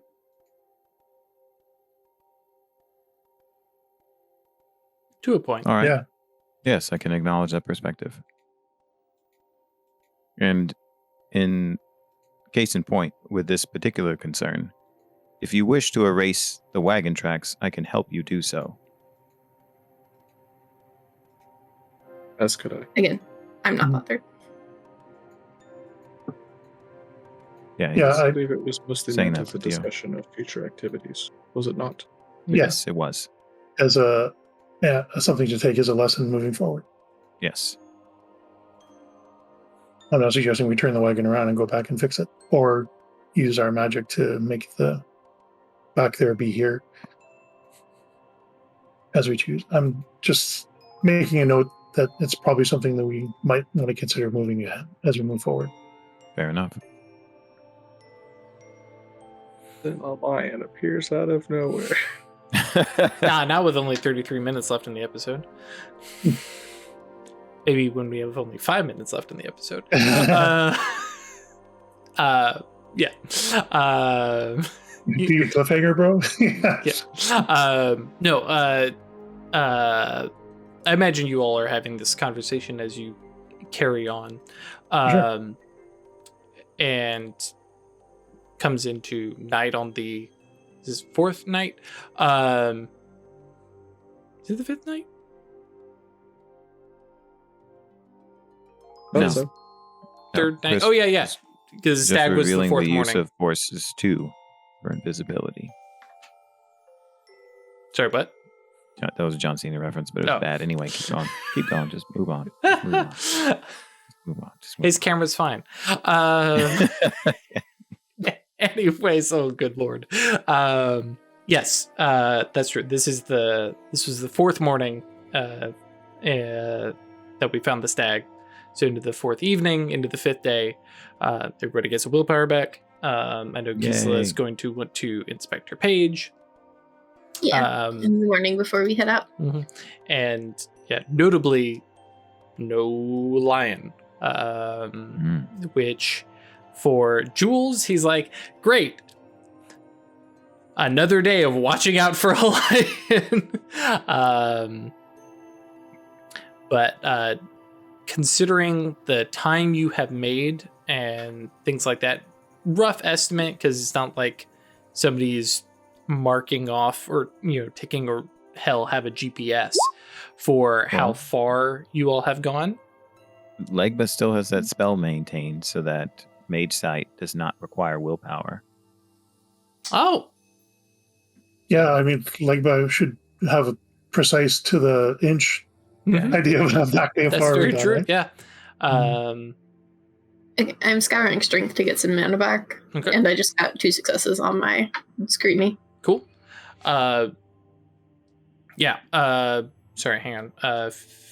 So we're about 40 leagues into the travel.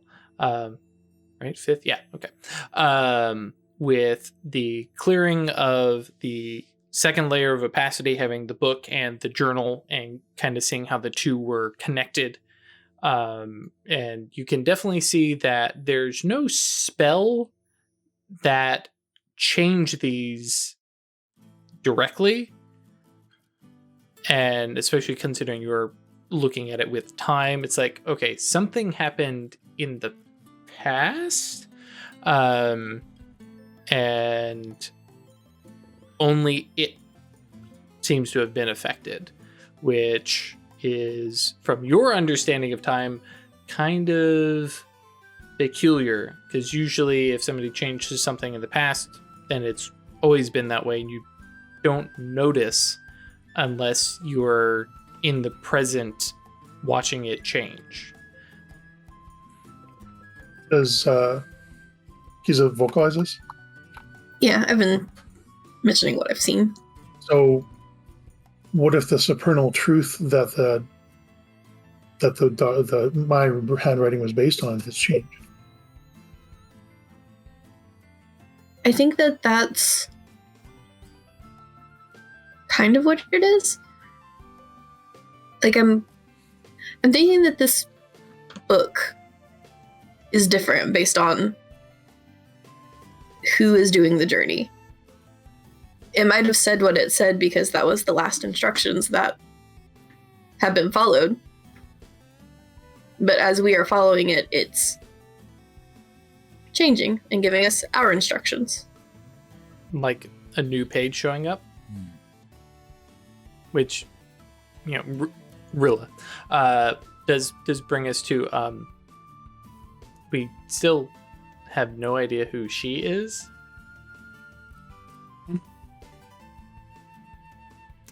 Because unless the ghost is coming back. Actually, yeah, she looks to Theo. You haven't seen any ghosts lingering outside the camp or anything, have you? No. Like, I haven't been actively looking, but nothing's pinged my senses passively. Mm-hmm. Yeah, rough. Drew, can I ask you a quick clarifying question out of character? Mm-hmm. Was it the supernal symbol to indicate the she pronoun? Or is that a loose translation based on an assumption we've made? Yes, it is. Yes. So the latter? Mm-hmm. She? Okay. The former. So it's the former. It's okay. Great. Thank you. Yeah. Someone feminine. Just because of this question, I'm going to pop on Mage Site and have a look around. Just to Right. It's like, well, now that you mention it. Ghosts following At us. this point, I really want to keep scrutinizing just the book. Mhm. Because I want to, yeah. Okay. I'm fine, Where is honestly, that? taking your existing investigation and just shifting it from, okay, the page doesn't matter, it's the journal that I'm after. Yeah. And continuing One your mystery current. still. Right, it is Like, one mystery, yes. The changing book. Where is the new page? Or I guess that's misleading now. The page about she who watches and schemes. Mhm. Where is that relative to the other pages now? Is that shifted in position? Mm-hmm. Yeah, it basically appeared in a spot that it had not been. Yeah. So is it in the same position it was when it initially appeared? Yes. Is it the third page? The third of 4 now? Effectively, yes. Okay, great. Thank you. Is the rest of the book still written? Mhm. We'll see if it changes when we finish this leg of the journey. Mm-hmm. Rilla is like giving glares at the journal. It's not supposed to do that. Books don't do this. Books don't have a mind of their own. But she does mention that after this is... What was that, Chris? a lot more entertaining. I mean, yes.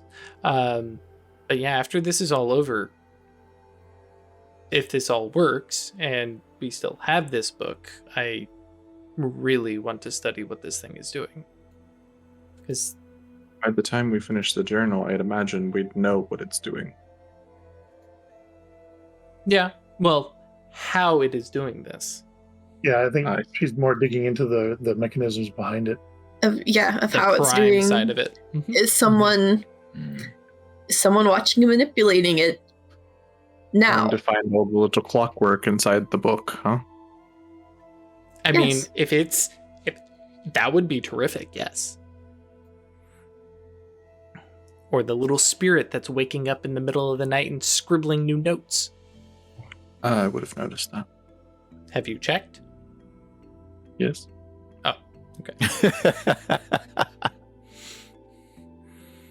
And for Craig, yeah, your quick little look around, even squinting to try and look past any veils and stuff like that. Very confident that there's nothing here. Nothing's tingled to your peripheral mage sight. And generally speaking, for ghosts at least, they need an anchor to hang around comfortably, and this place is not an anchor.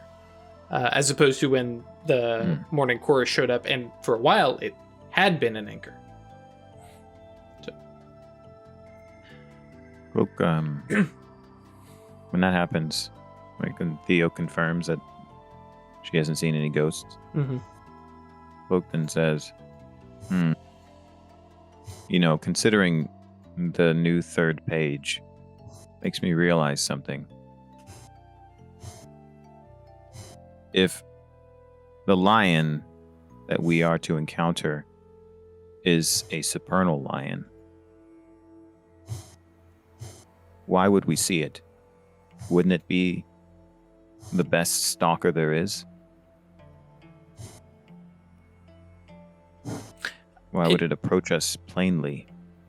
I wasn't planning on seeing it before it struck.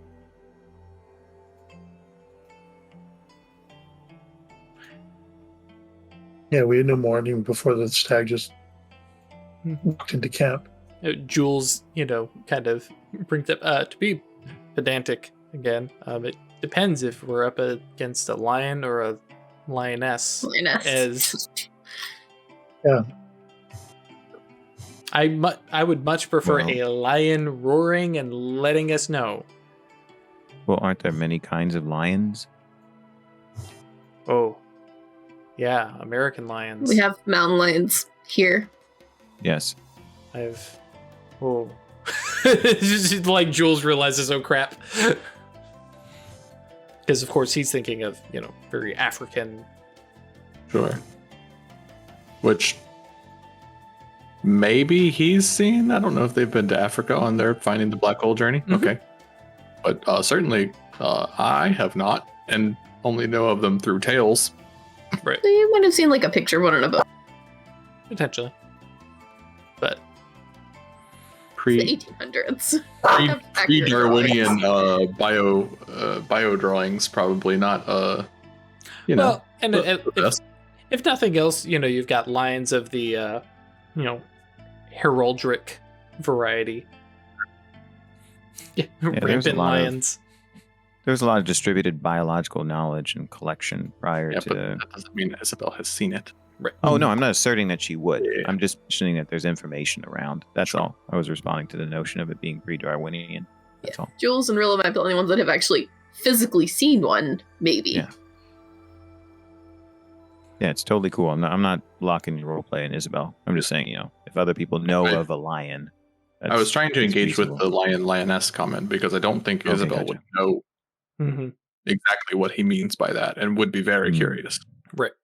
Yeah, and this is very much the difference of New World versus Old World concept of lions. And yeah, Jules is like, oh, yeah. Based on the text, I don't think that we would be encountering a stalker.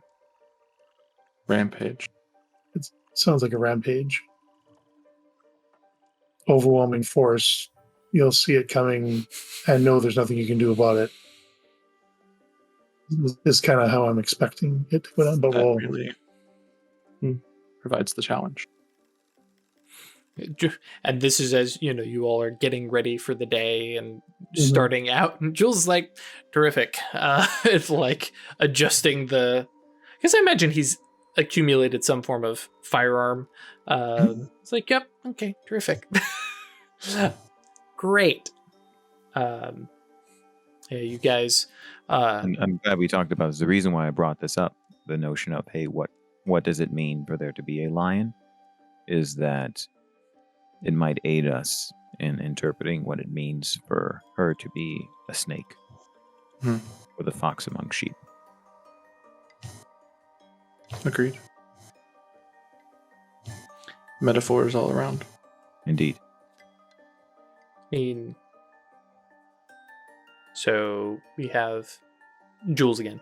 So we have a timid stag and a rampant, Cautious stag. cautious stag, and a rampant, rampaging lion, and then I guess a cunning fox and sneaky snake. This is hesitant for the stag.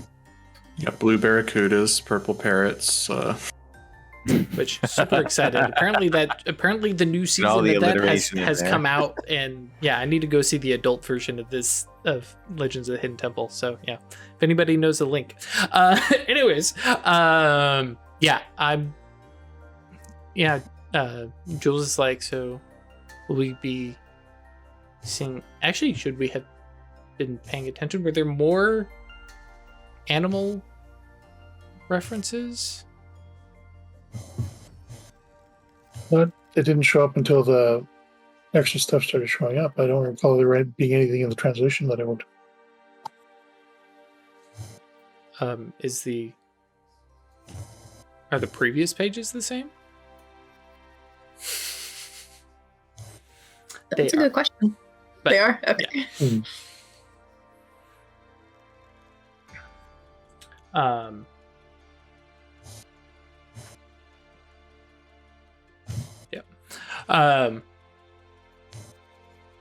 Where's that? Oh yeah.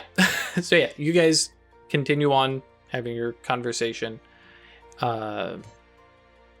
coming towards the end of the journey. As Cloak is aware of the 40 leagues. We got about 10 more. So depending on travel and things like that, may reach it mid-afternoon, later, early evening. And you can see in the distance what appears to be let's make sure I'm thinking of the right term. Yeah, buttes, mesas and stuff like that, and they've kind of dotted the the So you're area. not from California. Huh? The fact that butte was a word you needed to confirm suggests to me that you're not from California. I am from California, but I was Are you? yeah, I grew up in California. Oh, why did that? Maybe I misunderstood. Okay, fair enough. Never mind. It's all good. I was just making sure I had the right thing. Gotcha. Just Northern California, we take it for granted, the Sutter Buttes and stuff like that. Right. It's Are they okay. different from mesas and plateaus, or is it all the same words? It's basically all Different the words for same. same thing. They're Mhm. different. The difference in scale. Yeah, a mesa is generally a plateau of a certain dimension in the southwest, and buttes are like little hills. Mhm. They're generally not flat topped like mesas. Okay, I thought they were Plateau. just small plateau. I mean, Yeah, no, they are smaller than plateaus, but they tend to be a little more craggy. Yeah, and a plateau is often narrow, like the Sky Islands in Arizona. You tell it's a Series of- butte because there's a big crack down the middle. Yeah. Thank you. Yep. I called them booties when I was little. I much prefer that pronunciation. Yeah. Generally speaking, mesas has a top that's wider than its height. Mhm. But we see them in the distance. Indeed. Specifically see one. Which with Force's sight, Ralph, you're like, oh, fun fact. Horses? Space. Doesn't even space. Base. Yep. It's exactly 50 leagues. 50 leagues to the base of the butte. Mm. That is our destination. Unsurprising.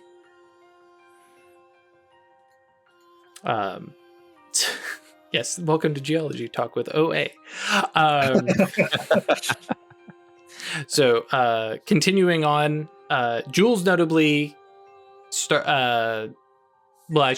pulls up alongside Isabel and says, would we expect that the lion, I mean, this would be the end of the journey, and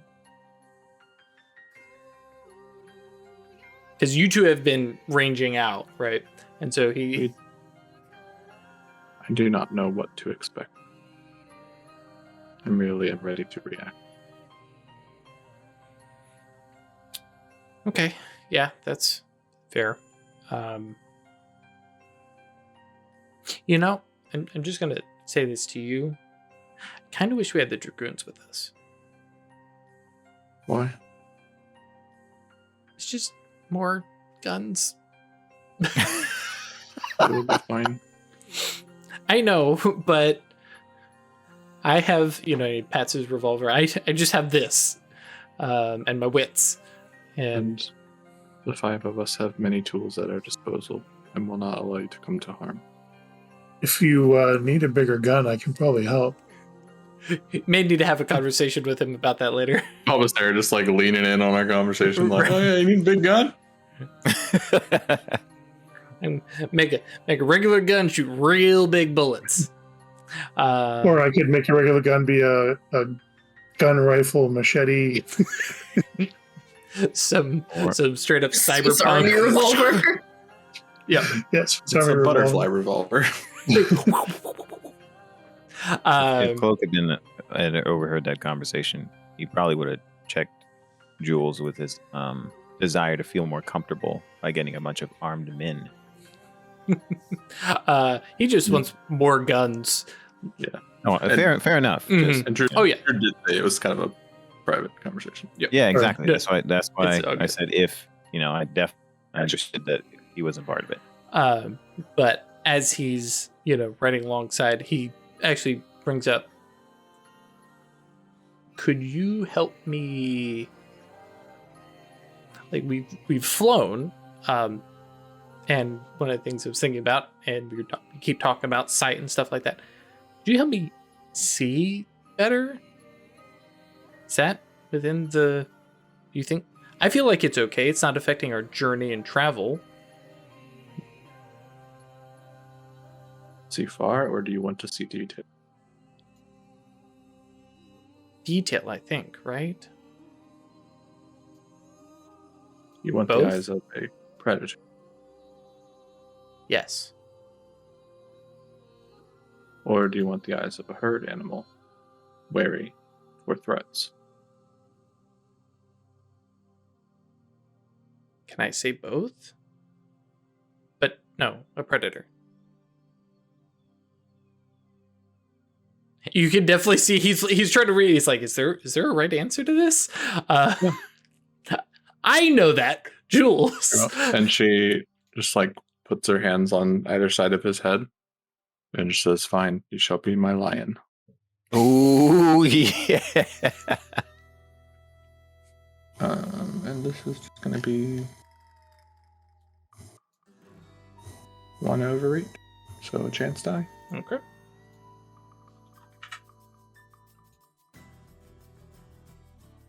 Critical failure.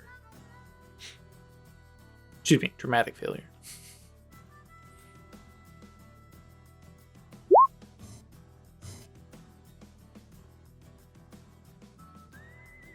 Three success.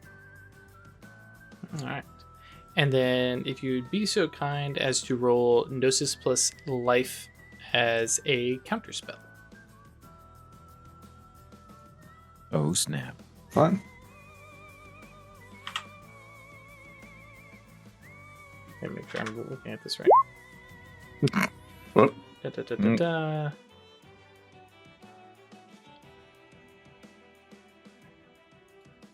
Okay, yeah.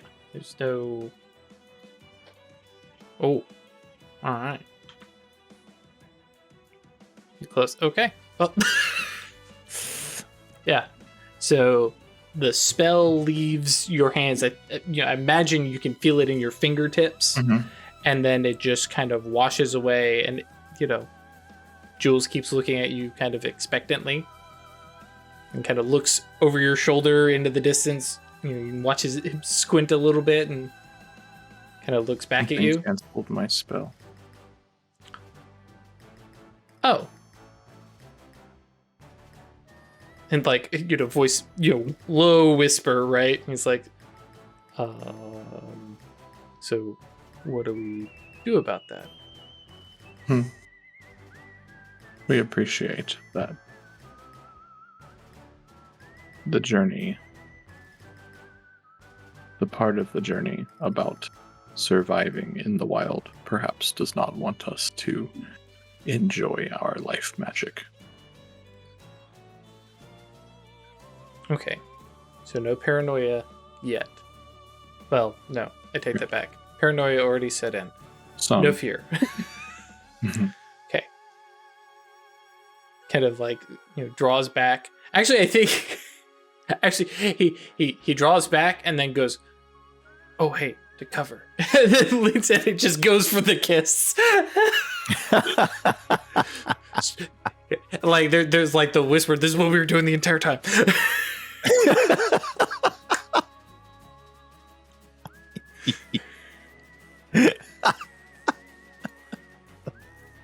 No need for a cover explanation.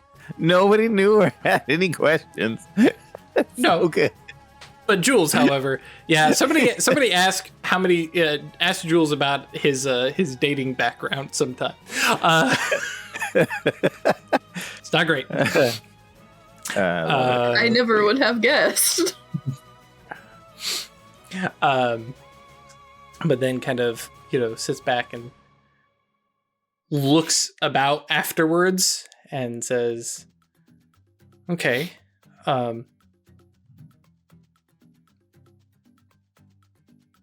this doesn't necessarily make me feel better, but No. and there's this kind of imagine not necessarily a silence, because obviously there's everything is continuing, but nothing changes or resolves. Everything just kind of continues. You can see that he's kind of tensed up a little bit, and maybe he's putting too much thought into it happening now,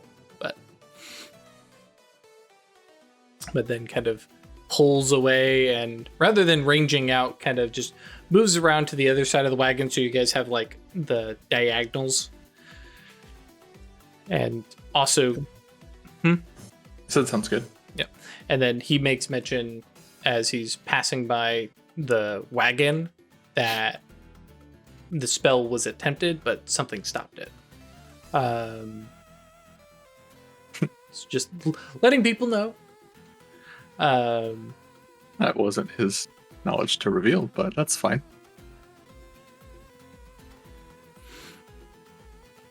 This is him leaning into some of his Yeah. fear. It's like, hey, something happened or didn't happen. And yep. But yes, as we near those last final leagues towards the butte, that's where we will pause for this session. And yeah. I had a whole another week to think about those DMs we had to send you, huh? Yep.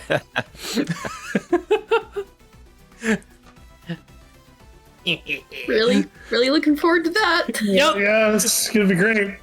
No foreshadowing or anything, but Nah. Trying through adversity. Yep. When your DM sends you messages and you go and you willingly walk in and be like, can here you you guys go. DM me this secret? It's like, It's good stuff. Also, remember DMs. It's okay to play mind games with your players. Like they just gave me stuff, and I don't have to use it this session or next session or next session. just save it. It may come up in a completely different arc. You don't have to ever use it. No, just let it just sink in. As Perry once told me, you're really good at making players paranoid. Sure. Got that sword hanging over your head. Anyways, thank you all for joining us. As always, we appreciate having you with us for our wacky mage shenanigans. If you want to support us monetarily, that is patreon.com/occultists anonymous or staylucky.club. If you want to hang out with us, and I highly suggest you come by Discord, that's www.yeetinto.space. There's some other Discord URL, but I can't ever remember it. And it's a pain in the butt to type. Come hang out. Tell us about your shenanigans, your mage shenanigans, changeling shenanigans, or Chronicles of Darkness in space shenanigans.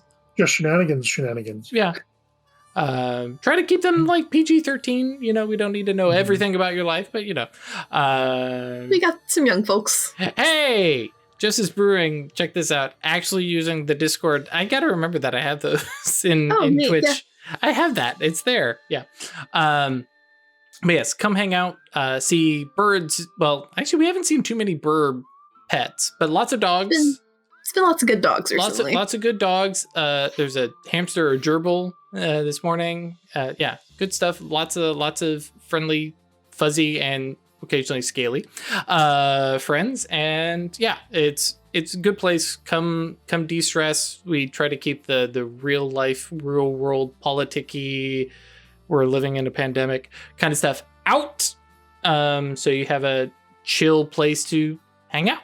And you know, kind of relax. So come on by. And of course, there's other ways to support us. You can go buy merch. You can pick up books on Drive-Thru RPG, which, hey, Tome of the Pentacle, it moved. It did move. It's in final drafts. So yeah, Another 18 months, we might have it in hand. Yep. Exactly.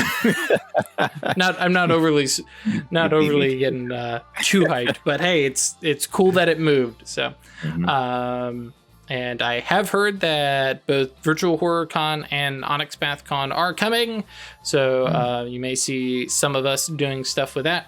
More news when that happens. Everybody, have a good evening or morning or whatever time it is for you. Thanks, Bye. See you next time.